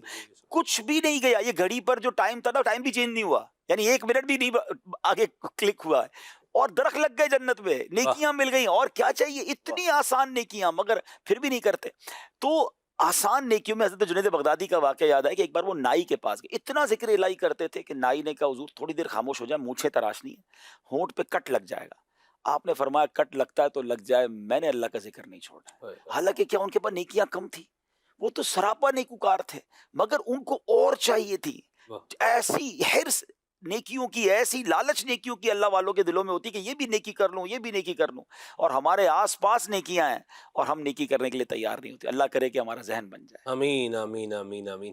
آپ ماشاءاللہ جو ہے نا وہ قرات بھی کر لیتے ہیں، آپ نعت شریف بھی پڑھ لیتے ہیں، بیان بھی کر لیتے ہیں، دعا آپ کی بچپن سے ہی ماشاءاللہ ایک انداز ہے دعا کروانے کا۔ تو یہ آپ یہ بتائیں، آپ تعویذ بھی لکھ لیتے ہیں، استخارہ بھی کر لیتے ہیں اور یہ کرتے ہیں؟ نہیں، میں نہیں کرتا ہوں تعویذ اور استخارہ، میں نہیں کرتا ہوں، میں نے سیکھا نہیں ہے اس کو، اور جان بوجھ کے نہیں سیکھا۔ اور ایک وقت مجھے شوق ہوا تھا، جب یہ بیچ میں کورسز کا اعلان ہوا تھا نا کہ تعویذات عطاریہ کورس کر لیں، تو ایک بڑے اچھے خیر خواہ نے مجھے کہا تھا یہ مت کرنا ورنہ اور کوئی کام نہیں کر سکو گے، کیونکہ جدھر جانا ہے۔ اور پھر بعد میں اندازہ ہوا کہ ہر دوسرا آدمی اس کا طالب ہے نا، کہ پھر اچھا تعویذ لکھنا، استخارہ کرنا ایک وقت ہے، اچھا کام ہے، اور یہ بھی نیکی ہے اگر دیکھا جائے تو، میں سمجھتا ہوں بہت بڑی نیکی ہے۔ اس مبتلا سے پوچھیں، اور پھر دعوت اسلامی نے جو کمال کیا ہے نا سلمان بھائی، میں آپ کو بتاؤں کہ جھوٹے عاملوں کے چکر میں لوگ برباد ہو جاتے ہیں، ان کے اثاثے بک جاتے ہیں، ان کی مطلب وہ مقروض ہو جاتے ہیں. اچھا وہ ایسا پھنسا لیتے ہیں کہ اب ادھورا کام چھوڑ کے وہ جا نہیں سکتے. یہ بھی ہو جائے گا آگے, یہ بھی ہو جائے, اتنا ڈرا رہے ہیں, اتنی باتیں بتا رہے ہیں کہ یہ سونا لے آؤ, یہ بکرا لے آؤ, یہ فلاں لے آؤ, اور وہ بیچارہ تباہ ہو گیا, مقروض ہو گیا, مسئلہ پھر بھی حل ہونا نہیں, کیونکہ وہ بعض اوقات پلاننگ ہوتی ہے. لیکن دعوت اسلامی نے کمال یہ کیا, ابھی اپنے ٹیلی تھون والے دن بیان کیا تھا کہ کروڑوں روپے دعوت اسلامی شعبے پہ خرچ کر رہی ہے, مگر دکھیاری امت سے 1 روپیہ نہیں لے رہی ہے. تعویذ لینے والا آئے, استخارہ کروانے والا آئے, کوئی بھی روحانی علاج کرنا, 1 روپیہ نہیں لینا. دعوت اسلامی کے ان تعویذات پر خرچ بھی ہو رہے ہیں, پوسٹ بھی کیا جا رہا ہے.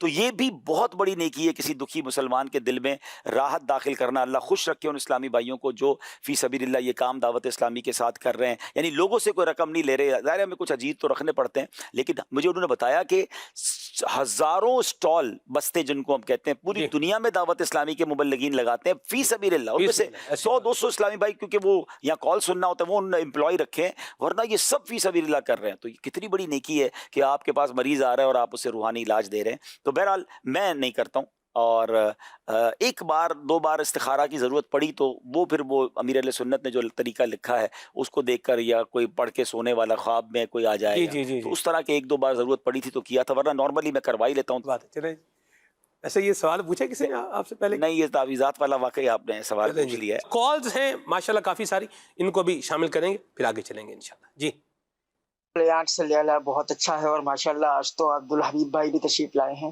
تو عبدالحبیب بھائی آپ سے سوال میرا یہ ہے کہ آپ نے 2 یا 3 سال پہلے رمضان میں ذہنی آزمائش یا مقابلوں کا پروگرام کیا تھا سحری ٹرانسمیشن میں, اس کا آپ کا کیا ایکسپیرینس رہا, اور پھر آپ نے اس کو جاری نہیں رکھا, تو اس حوالے سے بتائیے گا. ہاں جی, ایکسپیرینس اپنے دیکھیں, ہر سیگمنٹ کا الگ ایکسپیرینس ہوتا ہے. وہ ظاہر ہے کہ ایک شارٹ پروگرام تھا, 40 منٹ شاید ہم نے سیگمنٹ رکھا تھا, تو اور اس میں ہم یہ چاہتے تھے کہ روز کا روز پروگرام ختم ہو جائے, کنٹینیو نہیں کیا تھا ہم نے. اور اس میں ہم نے کوئی جامعۃ المدینہ کے یا اسٹوڈنٹس وغیرہ نہیں بلائے تھے, ہم نے بزنس کمیونٹی کے لوگوں کو انوالو کیا تھا. بڑا یونیک ایکسپیرینس تھا. کچھ لوگ تو بڑی تیاری کر کے آتے تھے اور کچھ بیچارے کچھ بھی جواب نہیں دے پاتے تھے. عبدالحبیب بھائی سنبھال لینا. جی ہاں, عبدالحبیب بھائی بچا لینا, آپ سنبھال لینا. تو وہ اس طرح ہو رہا تھا, وہ مسکراہٹوں والا ایک طرح سے ذہنی آزمائش تھا. وہ ایک نیا, ایک جیسے عید کے دنوں میں بھی ہم نے کچھ ذہنی آزمائش کی ہے, لیکن کنٹینیو نہ کرنے کی وجہ یہ بنی کہ سحری ٹرانسمیشن میں میرا کنٹینیو یہاں پر رہنا بعض اوقات مشکل ہو جاتا تھا, کیونکہ ذہنی آزمائش اگر آپ نے ہوسٹ کرنا ہے تو پھر تو آپ نے وقت سے پہلے آنا ہے اور پورا پروگرام کرنا ہے. اور ہمیں رمضان کی راتوں میں ماشاءاللہ اور بہت ساری ایکٹیویٹیز تھیں. اللہ سلامت رکھے ہمارے اشفاق مدنی بھائی کو, کیونکہ ایک عرصے تک الحمدللہ مجھے سعادت ملی پوری سحری ٹرانسمیشن کو لے کے چلنے کی, مگر اب ماشاءاللہ کئی سالوں سے اشفاق مدنی بھائی کر رہے ہیں, ہم اس میں شامل ہو جاتے ہیں ان کے ساتھ برکتیں لوٹنے کے لیے. تو ماشاءاللہ بہت شاندار کر رہے ہیں, اور وہ ذہنی آزمائش سے ملتے جلتے سیگمنٹ کر بھی رہے ہوتے ہیں قرآن پاک کے حوالے سے, بچوں کے درمیان بھی, اور کچھ چیزیں چل رہی ہوتی ہیں. اچھا ایک بات بتائیں, یہ میرا سوال ہے آپ سے, لائیو ہی سوال ہے, کوئی حرج نہیں کہنے میں. لوگ سیٹ چھوڑتے نہیں, مائک بھی نہیں چھوڑتے, لیکن آپ کو دیکھا ہے آپ ماشاءاللہ جو ہے نا وہ اپنی سیٹ پہ دوسرے کو بٹھا دیتے ہیں. جیسے آپ نے سحری ٹرانسمیشن کی بات کی, یعنی سحری ٹرانسمیشن حاجی اشفاق مدنی زیرہ مجدہو ہیں, ان کے پاس ایک عرصے سے ہے, بیچ میں میرے پاس بھی یوں آئی, یوں ہماری شفلنگ مطلب ہوتی رہی, یوں سلسلہ کار جو ہے وہ بنتا رہا. ابھی یہ کر رہے ہیں فجر کے بعد والی ہم کر رہے ہیں, عصر کے بعد والی محسن بھائی کر رہے ہیں, اس میں بھی آپ جو ہے وہ ٹائم دے رہے ہیں. اچھا کوئی پروگرام ہے جو شروع آپ نے کیے لیکن بعد میں آپ نے کیا کیا, دوسرے مبلغ کو جو ہے ادھر بٹھا دیا. مجھے یاد ہے آپ نے ایک پروگرام ہوتا تھا, یہ رات میں, اس کا نام مجھے ابھی ذہن میں نہیں آ رہا. جی عالم تیرا پروانہ, نہیں عالم تیرا پروانہ نہیں, ایک اور پروگرام تھا, مفتی عبدالنبی حمیدی صاحب اس میں جو ہے وہ آیا کرتے. ہاں وہ ہمارا تھا صحابہ اور اہل بیت کے موضوع پہ تھا. بھائی صاحب یہ بھی تھا, اس کے علاوہ ایک اور بھی تھا. اچھا ماشاءاللہ. اس دن اس کا موضوع تھا فرعون غرق کیوں ہوا, یعنی اس پروگرام کا اس دن کا موضوع تھا فرعون غرق کیوں ہوا. میں نے بھی اس میں شرکت کرنی تھی بطور جس طرح مبلغ آتے ہیں گفتگو کرتے ہیں. تو بھائی صاحب نے مجھے جو ہے وہ میسیج کر دیا کہ آج کا پروگرام یہ آپ جو ہے وہ ہوسٹ کریں گے. غالباً کوئی شورا کا مشورہ تھا یا اس طرح تھا, تو یعنی یوں آپ نے مطلب مجھے جو ہے نا ادھر بٹھا دیا. اور یہ سحری ٹرانسمیشن ابھی حاجی اشفاق مدنی کے پاس ہے. تو یہ کیا ہے, لوگ تو جگہ چھوڑتے ہی نہیں ہیں اور آپ بندے کھڑے کرتے ہیں اور آگے نکل جاتے ہیں. جگہ چھوڑیں گے نہیں تو بڑے کام کریں گے کیسے, ایک ہی جگہ پہ رک جائیں گے نا اگر ایک ہی جگہ رہیں گے. اور افراد کی ضرورت ہے, اور دیکھیں جو ہمارے ساتھ ہمارے بڑوں نے کیا, میں تو اپنی مثال دوں گا کہ مجھے اچھی طرح یاد ہے کہ مدنی چینل کا لائیو ایک پروگرام زندگی میں پہلی بار میں نے شرکت کی تھی جب مدنی مکالمہ ہوتا تھا.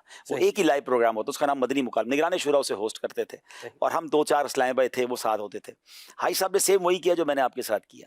نگران شورا کا مجھے ہمارا ایک مجھے اس لیے بھی آپ کو بھی دیکھے موضوع کی یاد ہو گیا کہ شاید وہ آپ نے پہلی بار پروگرام ہوسٹ کیا ہوگا, مجھے بھی اس لیے یاد ہو گیا کہ میں نے وہ پہلی بار زندگی میں اس کا نام ہی خودکشی تھا, خودکشی ٹاپک تھا, اور نگران شورا کا میسج آ گیا کہ آپ نے آج پروگرام ہوسٹ کرنا. آپ یقین کریں میرے تو ہاتھ پیر کانپ گئے, کیونکہ آپ نے تو ابھی بھی مدنی چینل پر کچھ وقت گزار لیا تھا, پھر ہوسٹ کیا تھا, وہ تو مدنی چینل کی بھی ابتدا تھی, بالکل پہلا سال تھا, تو لائیو پروگرام اور مجھے ہوسٹ کرنا, اسد بھائی تھے یا 2-4 اور مبلغین تھے. اچھا وہ شورا کا ہی مشورہ تھا. مجھے نگران شورا نے بعد میں بتایا تھا کہ عائش صاحب کا بھی ایک انداز کیا تھا کہ مجھے بٹھایا بھی, کہتے ہم پوری شورا نے مل کر پروگرام پورا دیکھا. کہ میں نے کہا رک جاؤ بھائی, عبدالحبیب بھائی لائیو کر رہے ہیں, ہم سب مل کے دیکھتے ہیں کیسا جا رہا ہے. اور اللہ نے کرم بھی کیا, اللہ پاک کی عطا سے ہوتا ہے. اسی دوران کوئی کال بھی آ گئی کہ میں نے خودکشی کا ارادہ کر لیا تھا اور میں بس آپ کا پروگرام دیکھ لیا تو توبہ کر لی, تو وہ ایک مدنی بہار بھی بن گئی. تو لیکن یہی کیا نا کہ آپ کسی کو اپنی جگہ رکھیں گے. نگران شورا بڑا پیارا جملہ فرماتے ہیں, درخت کے برابر میں درخت نہیں اگتا, درخت ہٹے گا تو وہاں دوسرا درخت کھڑا ہوگا. اگر آپ نے اور درخت بنانے ہیں تو کسی کو اپنی جگہ پر لائیں اور آپ آگے بڑھیں. کام بہت سارے ہیں نا, دعوت مجھے بتایا نا کہ اگر آپ لوگوں کو پروگرام دے دے تو میرے کام ختم ہو گئے, کام ہی اتنے سارے ہیں. اب میں ایک زمانے میں کلفٹن کے علاقے میں مسجد میں خطابت کرتا تھا, جمعہ پڑھاتا تھا, اور علاقے کی کوئی ذمہ داری تھی. مجھے اچھی طرح یاد ہے, مجھے نگران شورا کا کلفٹن چھوڑو فیضان مدینہ آ جاؤ, میں یہاں آیا, علاقے والے پیچھے آ گئے نگران شورا کے بعد, یہ آپ نے کیا کیا, تو ہماری مسجد ہمارا علاقہ. تو نگران شورا نے بڑا پیارا جملہ اس وقت سمجھایا تھا کہ یار آپ کہو تو میں اس کو ایک مسجد کے لیے رکھوں, اور آپ کہیں تو اس کے ذریعے ہم کچھ اور بڑے کام کروا لیں. تو ایسا ہی ہوتا ہے, ہم نے اگر آگے بڑھنا ہے تو پیچھے اچھے لوگوں کو ڈپیوٹ کر کے اور اسی طرح آگے بڑھتے جائیں گے تو مل جل کے زیادہ کام کر لیں گے انشاءاللہ. کام بانٹتے رہیں اور انشاءاللہ اللہ پاک کی عطا ساتھ شامل رہے گی. جمعہ تو آپ ایسے ابھی بھی پڑھا رہے ہیں ایک جگہ, جی وہ بڑے عرصے بعد دوبارہ پھر شروع کیا ہے. تو اب اور ماشاءاللہ بڑی پابندی سے جب پاکستان میں ہوتے ہیں. جی ہاں, وہ بڑی پابندی ایسی ہے کہ آدھا ہی پڑھاتا ہوں. آدھے جمعے سے مراد شاید پورے سال میں آدھے ہی جمعوں میں پہنچ پاتا ہوں. ٹریول اتنا رہتا ہے کہ وہ مسجد والے بھی برداشت کر رہے ہیں مجھے. اللہ برکت دے آپ کو. کتنی تنخواہ لیتے؟ تنخواہ لیتا ہوں بہت ساری نیکیوں کی تنخواہ الحمدللہ. تنخواہ کیوں لینی ہے, اللہ نے پہلے ہی اتنا دے دیا ہے الحمدللہ, تو کوئی تنخواہ نہیں لیتے. یا مرحبا الحمدللہ. فی سبیل اللہ, ماشاءاللہ اللہ کی رضا کے لیے جمعہ پڑھا رہے ہیں عبدالحبیب بھائی. مسجد کا نام ہے فیضان غوث پاک مسجد. جی یہ ڈیفینس میں ہے غالباً؟ ڈیفینس میں ہے, خیابان حافظ پہ مین روڈ پہ بڑی پیاری مسجد ہے, اور ہماری مسجد الحمدللہ فل ہوتی ہے, اور 2:15 بجے بیان ہوتا ہے, 3 بجے جمعے کی نماز ہوتی ہے. اور حالانکہ اس مسجد میں دوسرا جمعہ ہے, دونوں جمعوں میں پبلک فل ہوتی ہے الحمدللہ. اور انشاءاللہ اس مسجد کو اللہ نے چاہا تو ہم ایکسٹینڈ بھی کریں گے. لوگ اب دور دور سے آتے ہیں. میں مجھ سے جب کوئی نکاح پڑھانے کا بھی کہتا تو میں کہتا ہوں اسی مسجد میں آپ آئیں گے تو ہو سکے گا, ورنہ کہیں اور نہیں جاتا. تو یعنی جمعے کو بھی اگر آ جائیں گے تو یوں بھی سلسلہ کار کی بھی, ہاں اس کا ایک طریقہ کار ہے, ہماری پوری ٹیم انویسٹیگیشن کر کے پھر نکاح وغیرہ طریقہ کار جو بھی ہے اس کا. مرحبا, ٹھیک ہو گیا جی, ماشاءاللہ. کال لیتے ہیں. جناب میرا حاجی صاحب سے سوال ہے کہ یہ جو بندہ لوگوں کو ادھار دیتا ہے تو یہ ادھار بعض لوگ واپس نہیں کر سکتے یا واپس نہیں کرتے, تو اس کے بارے میں کوئی وضاحت فرما دیں کہ ثواب ہے یا کوئی نیکی ہے یا کچھ نہیں ہے. قرض دینے کا تو بڑے فضائل ہیں, قرض دینے کے بڑے فضائل حدیثوں میں مضمون ملتا ہے کہ کوئی بندہ اگر کسی کو قرض دے, یعنی مثال کے طور پہ آسان لفظوں میں سمجھا دیتا ہوں کہ 50,000 روپے آپ نے کسی کو 1 مہینے کے لیے قرضہ دیا, 30 دن پورے ہو گئے, اب اس کے بعد آپ نے اس کو ایکسٹرا ٹائم دیا تو روزانہ مزید 50,000 کا ثواب. تو قرض ضرور دینا چاہیے. ہاں قرض دیتے وقت احتیاط کا دامن, اپنی جو بھی آپ نے طریقہ کار طے کرنا ہے, گارنٹی وغیرہ لینی ہے. میں یہاں بہت مشورہ دیا کرتا ہوں خاص طور پہ بزنس کمیونٹی کو کہ ہمارے پاس بعض اوقات ملازمین ہوتے ہیں, جو کاروبار کرتا ہے اس کے پاس ملازمین ہوتا ہے. ملازمین کو عموماً قرض کی ضرورت بھی پڑتی ہے, اور وہ آپ ہی کا ملازم ہے, کہاں جانا ہے اس نے. تو آپ اپنے بجٹ میں سے تھوڑا حصہ قرضے کا رکھ لیں, اور جس کو قرض چاہیے اسے قرض دیں, ماہانہ تنخواہ میں اس سے کاٹنے کی جو بھی طے کرنا ہے وہ کر لیں. تو فائدہ کیا ہوگا, مثال کے طور پہ اگر آپ کو اللہ نے دیا, آپ نے کہا 5 لاکھ روپے میں ہر وقت قرضے میں ہی دوں گا, تو آپ کو تو روز 5 لاکھ روپے صدقہ کرنے کا ثواب مل رہا ہے. مسلمان کی دل جوئی الگ ہو رہی ہے, مشکل اس کی الگ آسان ہو رہی ہے. تو قرضہ دینا چاہیے. قرضہ وصول کرتے وقت آسانی دینے والوں کی بھی مغفرت کی بشارتیں موجود ہیں کہ بندہ وقت دے دیتا تھا اور قرض کو مفلس ہوتا تھا اسے معاف کر دیتا تھا, حالانکہ گناہ گار تھا, اللہ نے اس وجہ سے اس کی بخشش فرما دی. لیکن اگر دوسری طرف والوں کو دیکھا جائے کہ جو قرضہ لینے والے ہیں ان کو بھی میری شریعت یہ سکھاتی ہے, ہمارا اسلام یہ سکھاتا ہے کہ وقت پر دیں, وقت سے پہلے دیں, اور اچھے انداز سے دیں, شکریہ کے ساتھ دیں, اور بہترین انداز سے دیں. اچھا یہاں پر کیا ہوتا ہے کہ جو قرض نہیں لوٹاتے نا وہ ڈبل نقصان کر رہے ہیں. ایک تو اپنا نقصان تو کر رہے ہیں, اپنی عزت تو خراب کر رہے ہیں, گناہ گار بھی ہو رہے ہیں, مگر اب ان کی وجہ سے لوگ اچھے لوگوں کو قرض بھی نہیں دے رہے, وہ دوسروں کے لیے بھی مشکل کر رہے ہیں. اتنا برا ایکسپیرینس ہو گیا ایک بندے کو قرض دینے پر کہ بندہ کہتا ہے کسی کو قرض ہی نہیں دینا.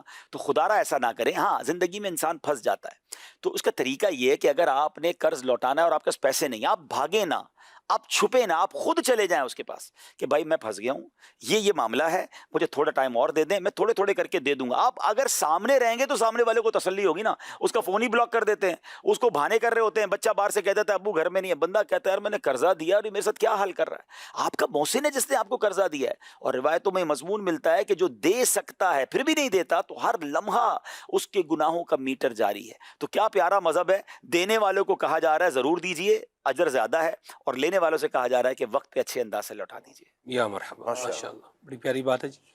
کال بھی لیتے ہیں. میں ایک سوال ہے سب اس پہ کرنا چاہ رہا ہوں. آپ سے ویسے کسی نے ڈبل قرضہ دیا کبھی؟ ویسے عموماً تو یہ ہوتا ہے کہ ایک دفعہ لوگ قرض لے لیتے ہیں نا, پھر دوسری دفعہ قرض لینے آتے نہیں ہیں. آپ سے بھی قرض تو لوگ بہت مانگتے ہوں گے, آپ سے بھی فیس بک پر آپ کے پیج پر قرض مانگ رہے ہیں, ویسے فون پر میسیج کر رہے ہیں, ویسے بھی ملتے ہوں گے, کہتے ہی ہوں گے. نہیں, ظاہر ہے کہ لوگ پریشان ہیں, دکھی ہیں, لوگوں کے مسائل ہیں, تو کوئی قرض مانگ رہا ہوتا ہے, کوئی امداد مانگ رہا ہوتا ہے. ایک انڈیویجول, ایک اکیلا آدمی کتنے لوگوں کو, بعض اوقات کچھ لوگ کہتے ہیں میں نے آپ سے رابطہ کیا, آپ میری مدد کیوں نہیں کر رہے. تو یہ بھی سوچیں کہ اس بندے سے کتنوں نے رابطہ کر لیا ہوگا. میرے تقریباً مل ملا کے 5-6 ملین تو سوشل میڈیا پہ فالوورز ہیں, تو اب یہ سارے لوگوں میں سے کئی تو بیچارے پریشان ہوں گے نا. تو اب ماشاءاللہ FGRF کا ایک انداز ہے, وہاں جا کے وہ جو بھی درخواست دیتے ہیں طریقہ کار کے مطابق ان کی مدد جہاں ہو سکتی ہے وہ کرتے ہیں. لیکن جیسے آپ نے کہا کہ اگر کوئی قرض ہے تو کوشش یہ کرتا ہوں کہ الحمدللہ 3-4 ہمارے آفیسز ہیں, تو وہاں ملازمین کو ہمارا پورا سسٹم بنا ہوا ہے قرض کا, ان کو دیتے ہیں اور ان سے ہمارا آفس کا اکاؤنٹنٹ ہی ہر مہینے وصولی ہو جاتی ہے. تو ایسا بھی ہوتا ہے کہ کسی نے قرض لیا, اس نے ٹائم پہ سارا دے دیا, تو اس کو دوبارہ ضرورت پڑی ہم دوبارہ دے دیتے ہیں. کوئی حرج نہیں, یہ تو نیکی ہے. آپ کے پیسے بینک میں پڑے تو اچھا نا کسی مسلمان کے کام آ جائیں, یا مرحبا, حرج نہیں ہے انشاءاللہ. ماشاءاللہ, اللہ آپ کو برکت دے سب, آمین. اپنی ایمان پناہ میں رکھے. اور یہ جو بات ہے واپس کرنے والی, یہ بھی بڑی اہم بات ہے. لوگوں کے جوتے گھس جاتے ہیں. میں نے پہلے بھی ایک دفعہ یہ واقعہ شاید سنایا ہوگا. میں بہاولپور سے لودھرا آ رہا تھا, تو اس میں جو ہے نا وہ گاڑی میں ایک بندے سے ملاقات ہوئی, وہ تاجر تھا. تو اس نے اپنے حال حوال جو بتایا وہ یہ تھے. اس نے کہا کہ یوں میں نے جو ہے نا وہ پیسے کچھ جو ہے وہ دیے ہوئے تھے, تو ابھی میں جاتا ہوں بندے کے پاس, تو پہلے تو وہ دینے پہ نہیں آ رہا تھا, ابھی وہ ہفتے بعد جو ہے وہ دیتا ہے. اور کیا کرتا ہے, کبھی 500 روپے دے دیتا ہے, کبھی 1000 روپے دے دیتا ہے, کبھی 5000 روپے دے دیتا ہے. یعنی آپ دیکھیں بہاولپور سے لودھرا بندہ جا رہا ہے, اس سے زیادہ تو اس کا آنے جانے کا کرایہ جو ہے وہ لگ جاتا ہوگا. اب آپ دیکھیں سب یہ کتنی کم ظرفی ہے, اور آپ دیکھیں یعنی سارے کام چل رہے ہیں. ہاں, اصل پرابلم جو ہے نا سب یہ ہے. آپ دیکھیں نا, مثال کے طور پر میں نے آپ سے کسی XYZ کسی نے کسی سے قرض لیا ہے, ہم اس کی حالت بھی دیکھ رہے ہیں, پتہ چل رہا ہوتا ہے کیا ہے, باقی پس رہا ہے, پستا ہوا بندہ نظر بھی آ جاتا ہے, لیکن ٹھیک ٹھاک ہے, سب کچھ چل رہا ہے, آ رہا ہے, جا رہا ہے, سفر عمرے پہ بھی جا رہا ہے, عمرے سے بھی آ رہا ہے, ادھر بھی مطلب کھجوریں بھی بانٹ رہا ہے, سارے کام بھی کر رہا ہے, لیکن قرضہ دینے کی طرف جو ہے وہ بالکل ایسے ہی ہے, گاڑیاں بھی خرید رہا ہے, سب کر رہا ہے. تو پھر وہ وہی والی بات ہے نا, وہ زیادتی ہے, وہ تو بالکل زیادتی ہے, اور وہ گناہگار ہی ہو رہا ہے. اور ایسے ہی لوگوں کی وجہ سے لوگوں نے اب قرض دینا چھوڑ دیا ہے. تو میں نے کہا نا, آپ قرض دیتے وقت اپنی ساری جس کو کہتے ہیں نا گارنٹی یا واپسی کا طریقہ کار, کیونکہ یہ تو اس کے ذمہ ہے نا کہ وہ آپ کو مطمئن کر دے, مطمئن کر کے دیں ضرور, اس نیکی کو بند نہ کر دیں. لوگ پریشان ہیں اور اس سے بڑا ثواب ملتا ہے. مجھے یہ سب بتایا جا رہا ہے IFB میں, ہمارے آڈیو انجینئر ہیں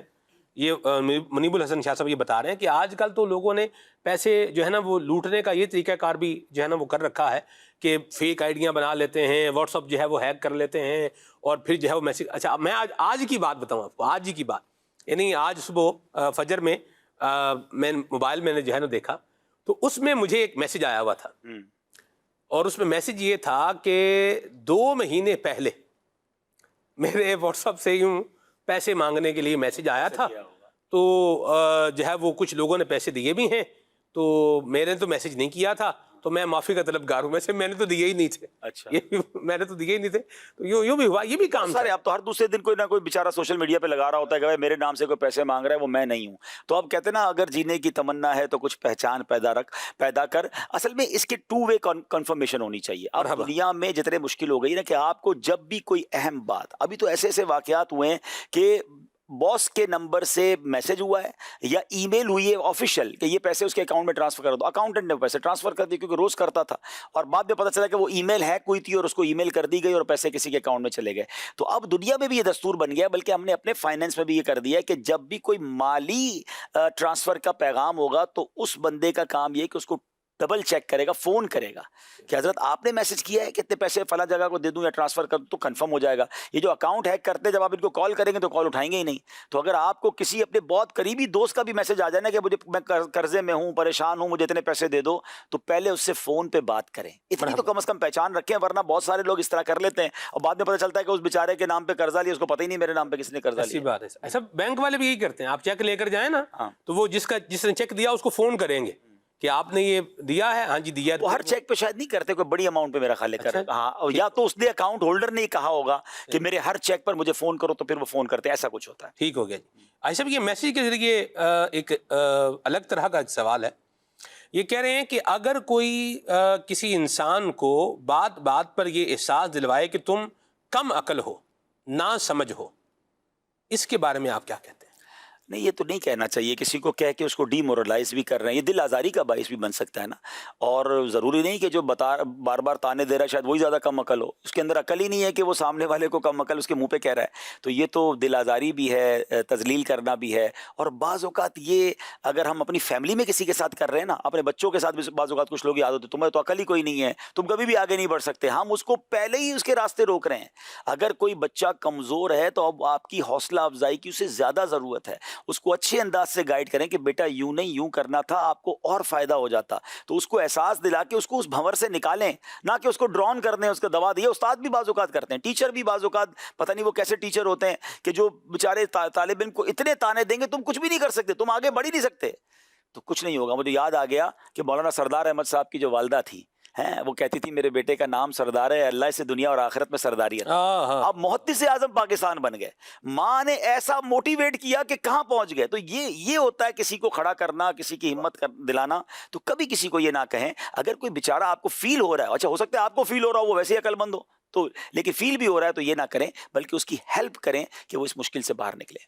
صاحب اگر کسی کو ایسے کہا جا رہا ہو تو اس کا اپنا رویہ کیا ہونا چاہیے؟ بعض لوگ یہ ہے کہ اگر کسی نے کہہ دیا تم زندگی میں کچھ نہیں کر سکو گے, تو اب یہ ایک تو یہ کہ اس نے اثر لے لیا, اب وہ میں کچھ بھی نہیں کر سکتا ذہن بنا لیا اور زندگی میں پھر وہ کچھ بھی نہیں کرتا. تو یہ دونوں طرف والوں کے لیے ہو, اس کو کیا کرنا چاہیے؟ یہ تو بے وقوفی ہے. بعض بہت سارے ایسے لوگوں کے واقعات ملتے ہیں کہ کسی نے ڈی مورلائز کیا, اس نے اس کو چیلنج لیا کہ میں کر کے دکھاؤں گا, اور اس نے اس سے اچھا کر کے دکھایا. تو اس کو تو آپ چیلنج لینا کہ وہ تم دیے باد مخالف سے نہ گھبرا اے عقاب, یہ تو چلتی ہے تجھے اونچا اڑانے کے لیے. تو دنیا والے تو کہتے رہیں گے, اب آپ ثابت کریں اپنی پرفارمنس کے ذریعے کہ الحمدللہ میں وہ نہیں ہوں جو تم کہتے تھے, اور میں اس سے آگے بڑھ کے دکھاؤں. اور لوگوں نے کیا, ایسے کئی لوگ ہیں جن کو بہت کچھ کہا گیا, اور جب ان کا کام سامنے, امیر اہل سنت کی مثال لے لیں, دعوت اسلامی کی مثال لے لیں. دعوت اسلامی کے شروع میں لوگوں نے کہا یہ آپ سے نہیں ہوگا. مجھے اچھی طرح یاد ہے مدنی چینل کی مثال لے لیں. نگران شورا کو ہمارے سامنے ایک بہت بڑی شخصیت ہے, میں نام نہیں لیتا, ایک بہت بڑے چینل کے مالک نے کہا تھا آپ چینل نہیں چلا سکو گے, اور آپ کو چلانا تو ہمارے ساتھ مل کے چلائیں. نگران شورا کمال شخصیت, انہوں نے اس وقت کہا تھا آج سے 18 سال پہلے کہ مجھے بیساکھیاں نہیں چاہیے, ہم خود چلا کے دکھائیں گے. اور آج دنیا مثالیں دیتی ہے مدنی چینل کی, تو وہ بھی بیٹھ جاتے کہ ہم تو چلا ہی نہیں سکتے. اور واقعی اس وقت پوزیشن ایسی تھی کہ ہمارا 1 روپے کا تجربہ نہیں تھا. یہ پورا مدنی چینل جس پر یہ پروگرام دیکھ رہے ہیں, آپ کے سوال کا جواب ہے کہ کسی نے کہا تھا نہیں چلا سکتے, اور آج دنیا کا نمبر 1 مذہبی چینل الحمدللہ مدنی چینل. آپ رینکنگ اٹھا کے دیکھ لیں, آپ ویورشپ اٹھا کے دیکھ لیں, کیسے ہو گیا. آپ کی ولنگ ہو اور آپ چیلنج قبول کرنے والے ہوں, اللہ کی مدد شامل حال ہو, پھر اٹھ باندھ کمر کیا ڈرتا ہے, پھر دیکھ خدا کیا کرتا ہے. مرحبا مرحبا. صاحب مدینہ شریف سے بھی ماشاءاللہ آپ کی آمد کو جو ہے مرحبا جو ہے وہ کہا جا رہا ہے. اور یہ بھی بتائیے, سنا ہے کہ آپ کے والدین کی قبر پر پھول ڈالنے کے لیے مدینہ شریف سے پھول آتے ہیں, بھیجے جاتے ہیں. الحمدللہ کبھی کبھی ایسا ہوتا ہے, کیونکہ وہ والد صاحب کے ایک دوست ہیں مدینہ منورہ میں. میں یہی دوسروں کو مثال دیتا ہوں کہ ایسے دوست بناؤ یار جو مرنے کے بعد بھی یاد رکھیں. تو وہ جب کوئی مسافر مدینے سے آتا ہے تو اس کے ساتھ پھول بھجوا دیتے ہیں, اور اس کو تاکید کرتے ہیں کہ جاتے ہی ڈال دینا, کیونکہ پھول ظاہر ہے زیادہ ٹائم پھر نہیں رہ سکتے. تو میں بھی کبھی کبھی وہ پھول جب قبر پہ ڈالتا ہوں تو کہتا ہوں آپ کی قسمت پر رشک آ رہا ہے کہ آپ نے کیسے دوست بنائے. یہ بھی ہمیں سیکھنا چاہیے کہ ہمارے دوست کیسے ہیں, مرنے کے بعد یاد بھی رکھیں گے, قبر پر آئیں گے, کوئی اصالہ ثواب کرے گا. یا بعضوں نے ایسے دوست بنائے, ہم نے سنا کہ جنازہ ہو رہا ہوتا ہے اور میت کے دوست باہر کھڑے ہوتے ہیں, میں کیوں نہیں پڑھ رہے, کہہ رہے وہ جنازہ پڑھنا نہیں آتا, کپڑے پاک نہیں ہیں. یعنی آپ کے دوست آپ کا جنازہ نہ پڑھ سکے, ایسے دوستوں کا کیا فائدہ. تو دوست پلیز ایسے بنا لیں کہ جو مرنے کے بعد بھی کام آئے. یا مرحبا, سبحان اللہ. چلیں جی, ہے صاحب کلاموں کی فرمائشیں بھی آ رہی ہیں, لیکن میرا فوکس جو ہے نا وہ سوالوں پر ہے. انشاءاللہ جو فرمائشوں والے ہیں یہ بھی آپ مایوس نہ ہوں. کالز والوں کو بھول گئے آپ, میرا نہیں کالز بھی لے رہے ہیں سب, میسیجز بھی کالز بھی دونوں کو ملا کے. جی کال. عبد القادر اتاری، عرب شریف کے شہر نجران سے. میرا سوال عبدالحبیب بھائی کی بارگاہ میں یہ ہے کہ ہم پردیس میں جاب کرتے ہیں، تو جاب میں 2 سال میں 2 مہینے کی چھٹی ملتی ہے، تو بچے ہم سے ضد کرتے ہیں کہ پپا ابھی آ جائیے ابھی آ جائیے، بعض دفعہ تو رونے بھی لگ جاتے ہیں. تو اس میں کیا حکمت عملی ہے کہ 2 سال سے پہلے اگر چھٹی نہیں دیتی تو کیا جاب چھوڑ دینی چاہیے یا جاب کرنی چاہیے؟ دیکھیں ہر بندے کے حالات الگ ہوتے ہیں. مجھ سے اگر کوئی پوچھے تو میں مشورہ ہی دوں گا کہ زندگی ملی ہے تو اپنی فیملی کے ساتھ وقت گزاریں، جتنا ہو سکے اپنے بچوں کے ساتھ، بچوں کی تربیت کریں، ماں باپ کو وقت دیں، اپنی فیملی کو وقت دیں. آپ فیملی سے دور ہیں، بچے آپ سے دور ہیں، یہی تو دن ہے انجوائے کرنے کے، ان کے ساتھ کھیلنے کودنے کے، ان کو پیار دینے کے. ٹھیک ہے پیسے باہر زیادہ ہوتے ہوں گے آپ کے نزدیک، لیکن میرا آپ نے مجھ سے سوال کیا تو میں اپنی رائے دیتا ہوں، ہوتا کسی کی رائے مختلف ہو، یہ کوئی شرعی مسئلہ تو ہے نہیں کہ گھر والوں کے ساتھ آدھی روٹی جو باہر کی 2 روٹیوں سے اچھی ہے. کیونکہ میں نے باہر لوگوں کو بیمار ہوتے دیکھا ہے، کوئی پوچھنے والا نہیں ہوتا کس طرح وہ تکلیف میں وقت گزارتے ہیں، اور یہاں ہمیں زکام ہو جائے تو 4 گھر کے افراد کھڑے ہو جاتے ہیں، ہمیں پیار دیتے ہیں. آپ کے بچے آپ کو چاہ رہے ہیں تو اگر پاسبل ہو تو کوئی ایسی صورت بنا لیں کہ آپ وہاں سے سمیٹ کر اپنے بچوں کے ساتھ وقت گزاریں، کیونکہ وہ بچوں کی تربیت بھی تو، بچے بھی تو ہمارا پھل ہے نا، ہمارا اثاثہ ہیں. باپ سے دور بڑے ہو رہے ہیں، بعد میں بعض اوقات بری صحبتیں بھی مل جاتی ہیں. مجھے یاد ہے بہت عرصہ پہلے کی بات ہے، مجھے ایک یورپ سے اسلامی بھائی کا فون آیا، عام مسلمان ہی تھا، اسلامی بھائی تھا، اور رو رہا تھا. وہ کہتا میں یورپ میں ہوں، میرے کاغذات نہیں بنے. وہاں لوگ انلیگل چلے جاتے ہیں، پھر برسوں تک کاغذات نہیں بنتے تو وہ آ نہیں سکتے، آتے تو واپس نہیں جا سکتے. کہتے ماں میری بہت بیمار ہے اور بار بار مجھے کہتی ہے بیٹا آ جاؤ. حبیب بھائی آپ بتائیں میں کیا کروں، اگر میں یورپ سے نکل گیا تو واپس نہیں جا سکوں گا. تو میں نے اس کو ایک ہی جملہ کہا تھا، بیٹا ماں چلی گئی تو واپس نہیں آئے گی. ہاں وہ رب جو تمہیں یورپ میں رزق دے رہا ہے وہ پاکستان میں دینے پر بھی قادر ہے. سب چھوڑو اور ماں کے پاس آ جاؤ. وہ رونے لگا، کہتا ہے بس مجھے یہی چاہیے تھا، اب میں سب چھوڑ کر آ رہا ہوں. تو ایسا تھوڑی کہ پاکستان میں لوگ بھوکے مر رہے ہیں اور پاکستان میں جناب کوئی کام نہیں ہے. جتنی محنت لوگ عموماً باہر جا کے کرتے ہیں اگر یہاں اتنی کر لینا تو جناب یہاں بھی پاکستان میں کام کی کمی نہیں ہے. آپ کے اندر ڈیڈیکیشن ہو، آپ محنت کریں، آپ سچا کام کریں، اسکلز اپنی ڈیولپ کریں. الحمدللہ لوگ یہاں بھی بہت کما رہے ہیں. ہم نے ٹھیلے والوں کو دکاندار بنتے دیکھا ہے، بائکیاں چلانے والوں کو گاڑیوں کا مالک بنتے دیکھا ہے، ٹیکسی چلانے والوں کو 4 گاڑیوں کا اب پورا کمپنی بنا لی انہوں نے. کیوں؟ محنت سے کام کیا، لگ کر کام کیا. یہاں ہمارے ٹھاٹ ختم نہیں ہوتے، یہاں صبح دیر جلدی اٹھنا نہیں ہے، اور وہاں 5 بجے اٹھ جاتے صبح، اور اپنے ہاتھ سے کپڑے بھی استری کر رہے ہیں، دھو بھی رہے ہیں، وہاں شام کو آ کے کھانا بھی اپنا خود پکا رہے ہیں. تو کام اگر اتنا وہاں کرنا تو یہاں کر کے دیکھ لیں.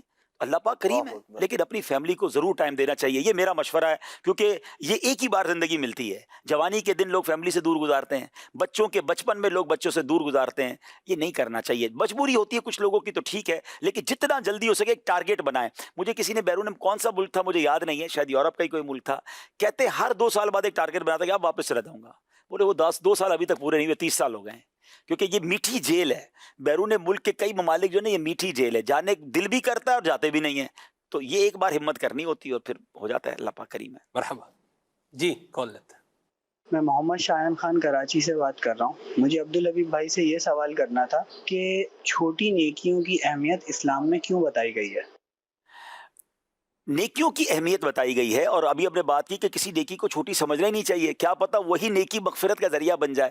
ہاں آسان نیکیاں بہت ہیں جو بظاہر ہمیں لگتا ہے کچھ بھی تو نہیں کیا، جیسے ذکر الہی کی ہم نے بات کی، جیسے درود پاک پڑھنے کی بات کی، تلاوت قرآن. آپ بتائیں 7-8 منٹ میں سورہ یاسین پوری ہو جاتی ہے، 10 قرآن پاک کا ثواب ہے.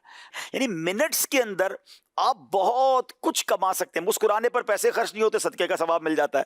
تو آپ سوچیں نا کہ بہت ساری نیکیوں میں کوئی اسٹرگل نہیں ہے، مگر انبار لگ جاتا ہے نیکیوں کا. تو کرتے رہیے اور نیکیاں کماتے رہیے. مرحبا. نیکیوں کی اہمیت اس لیے بھی بیان کی گئی ہے تاکہ نیکیاں کریں. ہاں یہ بھی ایسا ہی ہے، زیادہ کریں. جی کال لیتے ہیں. میں محمد یاسر کراچی سے بات کر رہا ہوں. عبدالحبیب بھائی کی بارگاہ میں سوال ہے کہ اگر کوئی نیکی کے بدلے برائی کرے تو مومن کا رویہ کیا ہونا چاہیے؟ ہمیں تو درگزر ہی کرنا ہے، ہم نے پیار سے ہی پیش آنا ہے، اللہ سے دعا بھی کرنی ہے کہ یا اللہ اس کو جو ہے ہدایت عطا فرما دے. اور برائی کرنے والے کو اس کی برائی کے اوپر چھوڑ دیں، آپ بدلہ نہ لیں. ہاں اگر وہ آپ کے ساتھ برا کر رہا ہے آپ چھوڑ دیں، اس کے حوالے کر دیں، وہ خود برائی اس کے لیے کافی ہے. اور پھر اللہ بہترین فیصلہ فرمانے والا ہے نا. کچھ لوگ کہتے ہیں اس نے برا کیا تو میں بھی اس کے ساتھ برا کروں، اس نے میری زیادتی کی تو میں بھی زیادتی. آپ اللہ پر چھوڑ دیں. اگر ہمت ہے تو معاف کر دیں، ثواب کما لیں، اور اگر معاف نہیں کر رہے تو پھر آپ چھوڑ دیں، بدلہ نہ لیں. انشاءاللہ اللہ کریم ہے، بہتر ہو جائے گا انشاءاللہ. اور ہم نے دیکھا ہے کہ برا چاہنے والوں کا برا ہوتے ہم نے دیکھا ہے. ہاں آپ برا نہ چاہیں، آپ اچھا سوچیں، انشاءاللہ بہتر ہو جائے گا، پازیٹیو ہو جائے انشاءاللہ. مرحبا. کلام سننے کی فرمائشیں میں سے بہت سارے میسیجز ہیں، اور میں سوچ رہا ہوں کون سا لوں کون سا جو ہے نا وہ اس کو چھوڑوں. سب تو لوں گا تو پھر اس کے لیے تو ایک الگ سے اور پروگرام جو ہے یہ کرنا پڑے گا. بہرحال میں کچھ میسیجز شامل مزید کر لیتا ہوں. آپ اپنے اسکیجول کو کس طرح فکس کرتے ہیں, یہ سوال کیا جا رہا ہے آپ سے جی, اس کے بارے میں کچھ بتائیں. دیکھیں اب چونکہ کافی سارے کام ہوتے ہیں تو میں نے ایک موبائل کے اندر اپلیکیشن آتی ہے, گوگل شیٹ بنائی ہوئی ہے, اور اس میں ہم میرے ساتھ جو میرا کام کرتے ہیں تو ہم اپنا کوئی بھی بیان ہے, مشورہ ہے, اپوائنٹمنٹ ہے, تو وہ ہم اس میں لکھ دیتے ہیں. تو اب میں کیا کرتا ہوں کہ مجھ سے اگر کوئی ٹائم, کیونکہ اوور لیپ ہو جاتا تھا کہ آپ نے مجھے کہا کہ عبداللہ بھائی مجھے آپ سے ٹائم چاہیے, میں نے کہا فلاں دن آ جائیں. اب ایک دو دن بعد مجھے انہوں نے ٹائم مانگا تو میں نے ان کو بھی دے دیا, کیونکہ میرے پاس کہیں لکھا ہوا نہیں تھا, ڈائری رکھنا اب ڈیفیکلٹ ہوتا ہے. تو اب موبائل میں اپلیکیشن موجود ہے, تو اب ہم سارا شیڈول کے اس گھنٹے میں یہ کام کرنا ہے, اس آدھے گھنٹے میں یہ کرنا ہے. تو اب میں خود کیا کر رہا ہوتا ہوں کہ رات سونے سے پہلے چیک کرتا ہوں کہ کل میرا شیڈول کیا ہے, مجھے صبح کس سے ملنا ہے, دوپہر شام رات بیان کا ہے, تو پھر وہ پورا الحمدللہ سنکرونائز ہو جاتا ہے. کوشش یہ ہونی چاہیے کہ آپ کا وقت فارغ نہیں گزرنا چاہیے, آپ آرام بھی کریں, فیملی کو بھی ٹائم دیں, عبادت کو بھی ٹائم دیں, مگر اس کے بعد کام کریں نا. کوئی بھی جو بھی آپ کا کاروبار ہے, نوکری ہے, تو لیکن دین کا کام ہے, آپ اس کو ضرور شیڈول کریں. ورنہ اگر آپ شیڈول نہیں کریں گے تو آپ غور کریں گے تو آپ کی گھنٹوں ضائع ہو جاتے ہیں. مثال کے طور پہ آپ نے 2 بجے, میں مثال دیتا ہوں کہ کسی کو میں نے 2 بجے فیضان مدینہ بولا, مجھے پتا ہے میں آدھے گھنٹے میں فارغ ہو جاؤں, اگلے کو 4 بجے بلایا, تو باقی بیچ کا 1.5 گھنٹہ کیا کروں گا, اگلے کو 3 بجے بلا لینا تاکہ آپ 3 بجے فارغ ہو جائے, 3:30 آپ اس کے بعد کوئی کام رکھیں, فارغ ہو جائے تو پھر آپ کے پاس بہت سارے مطالعے کے کام ہیں, عبادت کرنی ہے, ذکر و اذکار کر لیں, اور بہت سارے کام کر سکتے ہیں. لیکن بعض اوقات 2 میٹنگز کے اندر ہم بیچ کا ایسا ٹائم رکھتے ہیں جو ضائع ہو جاتا ہے. تو اگر اس کو پلان کر کے اپنے پورے دن کو آپ کریں گے تو بہت سارے کام آپ کے سلیقے سے ہوتے چلے جائیں گے انشاءاللہ. کیا مرحبا. ایسا بھی ایک سوال کر لوں میں, آپ نے پہلے کون سا چھوڑا ہے؟ اللہ اکبر.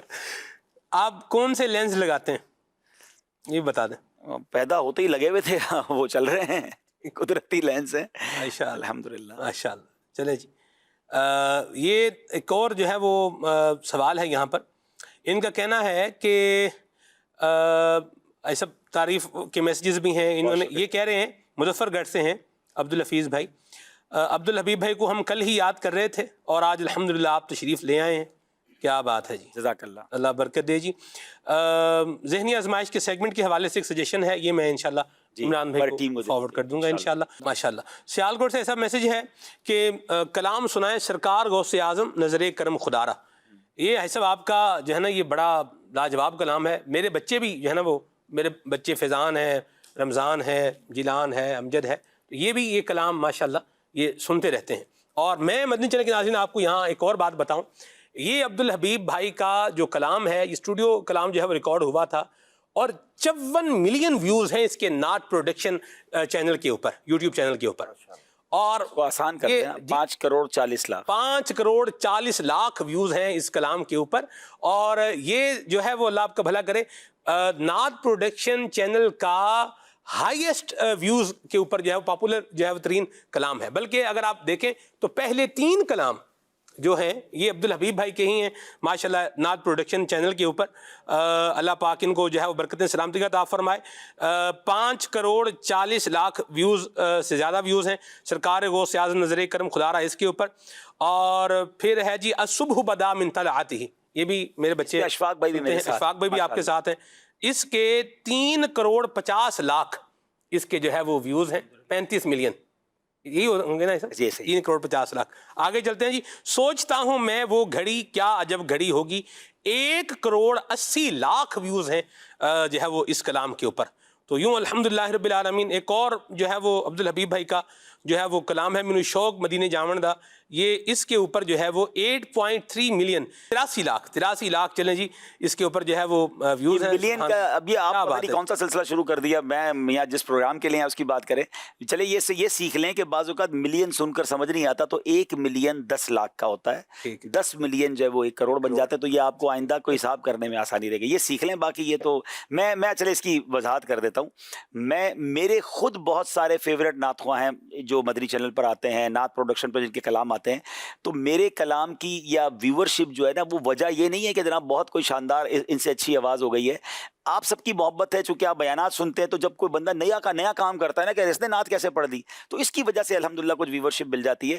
ورنہ یہ وہ ان کے ایسے کلام ہیں اس میں جو میں خود الحمدللہ کئی بار سنتا ہوں, اور اللہ کی رحمت سے سیکھتے ہیں اسلامی بھائیوں سے. اللہ ہمارے تمام نعت خوانوں کو سلامت رکھے, ان کی مہربانی ہے کہ ہمیں اپنی صف میں شامل رکھا ہے. اللہ آپ کو برکت دے. آپ ویسے پہلے نمبر پر تو آپ نعت خوان ہی ہے نا. آپ کا پروگرام میں نے دیکھا تھا لانگ ڈرائیو اسد بھائی کے ساتھ, اس میں آپ نے یہ بیان فرمایا تھا کہ آپ آپ کی جو دعوت اسلامی کے دینی ماحول میں جو انٹری ہوئی ہے بطور نعت خوانی ہوئی تھی؟ بچپن میں تو سارے ہی ہم نعت خواں تھے نا، میں بھی 6 7 8 سال کا تھا تو نعتیں پڑھتا تھا. چونکہ مجھے یہ شرف مل گیا، یا وہ کہتے ہیں نا چانس مل گیا، کہ میں وہ مدنی منا ہوں جو ہماری پرانی اصطلاح ہے، کہ جو دعوت اسلامی میں بہت تھوڑے تھے، ہم 2 3 ہی ہوتے تھے، تو ہمیں بڑا چانس مل جاتا تھا امیر اہل سنت کے پاس جانے کا. اب تو ہزاروں ہو گئے دعوت اسلامی کے جب مدرسے بن گئے، تو ہمیں امیر اہل سنت کھڑا کرتے تھے کہ نعت پڑھیں. تو اس زمانے سے ہم کچھ نعتیں پڑھ لیتے تھے الحمدللہ. مرحبا. کال بھی لیتے ہیں جی. میرا عبدالحبیب بھائی سے سوال ہے کہ نیکی کرتے وقت ریاکاری سے بچنے کا کیا طریقہ ہے، تو اس کا پلیز ارشاد فرمائیے. جی یہ بہت اہم ٹاپک ہے اور ہمیں اس موضوع پہ بات کرنی بھی تھی کہ نیکیاں کرنے کا تو ہم نے الحمدللہ کافی ڈسکشن کی، نیکیوں کو سنبھالنا بھی ضروری ہے، ورنہ نیکیاں ضائع ہو جاتی ہیں. اور نیکی کے ضائع ہونے میں ایک بہت بڑا کام جو ہے نا وہ یہی ہے، ریاکاری، دکھلاوا، انگریزی میں جس کو کہتے ہیں آسٹنٹیشن. یہ نہیں ہونا چاہیے، کیونکہ لوگوں کے اندر اچھا شیطان نے ایسا وار کیا ہے کہ نہ چاہتے ہوئے پتہ بھی نہیں ہوتا اور ہم سے ہی کروا دیتا ہے. تو ہمیں یہ خیال رکھنا ہے کہ ریاکاری بعض اوقات تو آپ کی نیکی برباد بھی ہو جائے گی اور وہ نیکی ہی پنشمنٹ بن جائے، کیونکہ اس کو شرک اصغر کہا گیا نا. آپ غور کریں کہ اللہ کی رضا کے لیے نیکی نہیں ہو رہی، نیکی ہو رہی ہے، عبادت ہو رہی ہے، اور رضا کوئی اور ہے، راضی کسی اور کو کر رہا ہے. تو یہ شیطان کا ایسا وار ہے، یا تو نیکی کرتے وقت یہ دل میں خیال لے آتا ہے، یا نیکی آپ نے بڑے اچھے انداز سے کر لی ہے، اب وہ دماغ میں ڈالتا ہے بتاؤ تو صحیح لوگوں کو کہ تہجد پڑھی ہے، بتاؤ تو صحیح روزہ رکھا ہے، بتاؤ تو صحیح صدقہ دیا ہے. تو وہ کسی نہ کسی بہانے سے لوگوں کو بتا رہے ہوتے ہیں. وہ پہلے کہتے تھے نا نیکی کر دریا میں ڈال، اب نیکی کر سوشل میڈیا پہ ڈال. ہر بندہ ڈال ہی جا رہا ہے، سجدے کر رہے ہیں، تلاوت کر رہے ہیں، ایون طواف کر رہے ہیں، صحیح کر رہے ہیں، جو کر رہے ہیں وہ لوگوں کو بتا رہے ہیں. اپنے دل سے پوچھے کیوں بتا رہے ہیں، کیوں اپنی نیکیوں کو ضائع کرنا ہے. تو اللہ مجھے اور آپ کو اخلاص کی توفیق نصیب فرمائے. اس میں علماء نے بڑی پیاری ایک جملے میں ڈیفینیشن دے دوں کہ what is the definition of اخلاص. ویسے تو بہت ساری اخلاص کی تعریف ہے، مگر ایک تعریف بڑی آسان اور سمجھنے والی ہے کہ جس طرح بندہ اپنے گناہوں کو چھپاتا ہے اس طرح اپنی نیکیوں کو چھپائے. بس اب آپ غور کر لیں کہ میرے گناہ کسی کو پتا چلے میں چاہتا ہوں نہیں نا، تو نیکیاں کیوں بتانی ہے. ایک اور سوال کر لیتا ہوں مجھ سب سے، ہم سب سے، اپنے آپ سے بھی، کہ میرے پاس اور آپ کے پاس ایسی کتنی نیکیاں ہیں جو صرف میں جانوں اور میرا رب جانے.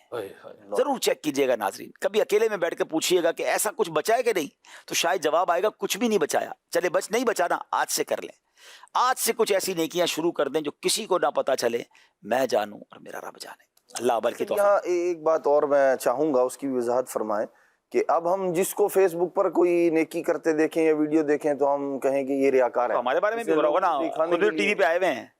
اصل مسئلہ یہی ہے، یہ آپ نے بڑے اچھا سوال کیا، کہ جب بھی ریاکاری پر بات ہو یا جب بھی جو ہے نا وہ کسی بھی غیبت پر بات ہو، حسد پر بات ہو، تو لوگوں کو کوئی اور یاد آتا ہے. دیکھیں وی ہیو نو پیرامیٹر، میرے اور آپ کے پاس کوئی پیمانہ نہیں کہ کسی کو چیک کریں کہ یہ ریاکار ہے کہ نہیں. کیا پتہ وہ اچھی نیتوں کے ساتھ کر رہا ہو. دیکھیں ایک صورت یہ بھی تو ہے نا کہ بندہ اس لیے سب کو بتائے میں نے نیکی کی ہے کہ مجھے دیکھ کر باقی لوگ بھی نیکی کریں.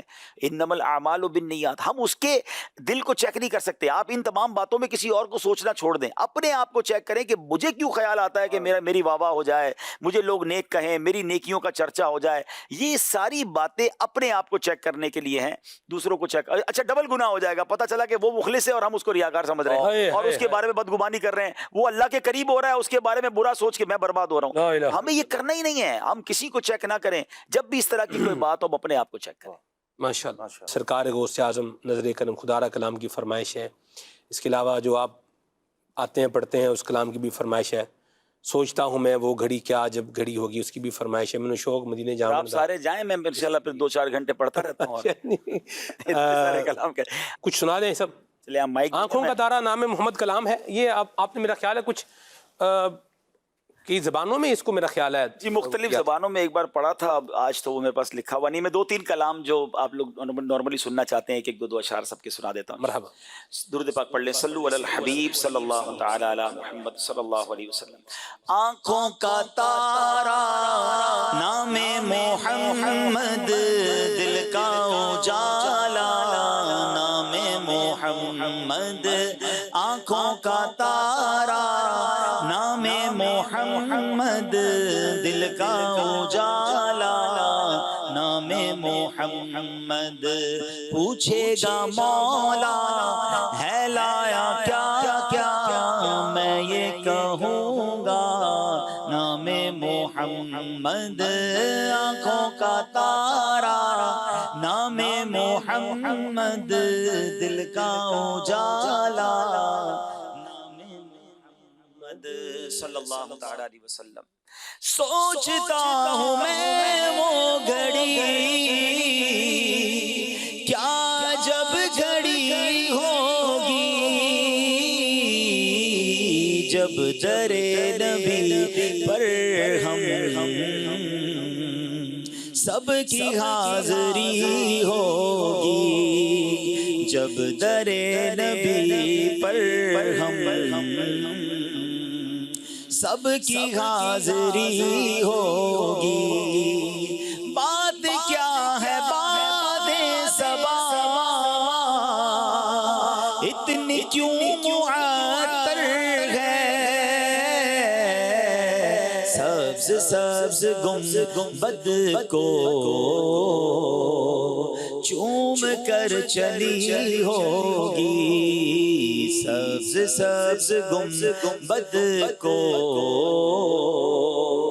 چوم کر چلی ہوگی آرزو ہے سینے میں گھر بنے مدینے میں آقا آرزو ہے سینے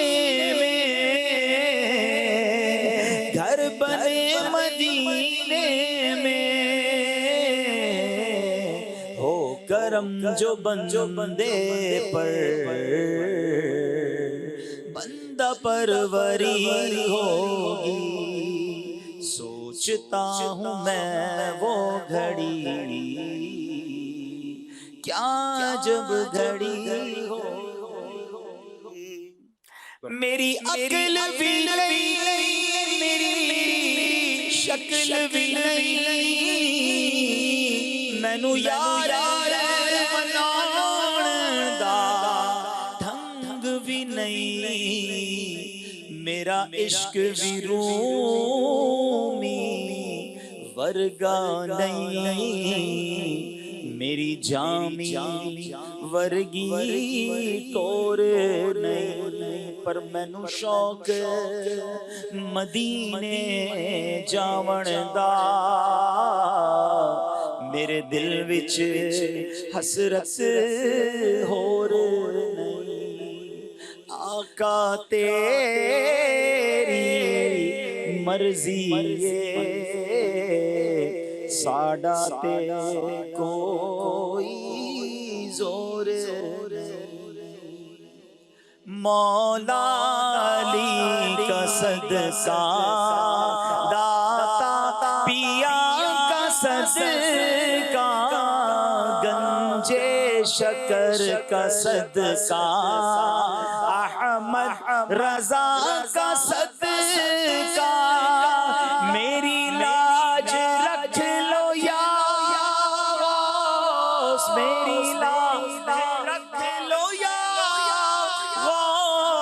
میں مرید ہوں تمہارا نظر کرم خدا را پیروں کے پیر نظر کرم خدا را روشن زمین نظر کرم خدا را نظر کرم خدا را سرکار غوث اعظم نظر کرم خدا را میرا خالق سا بھر دو میں فقیر ہوں تمہارا نظر کرم خدا را نظر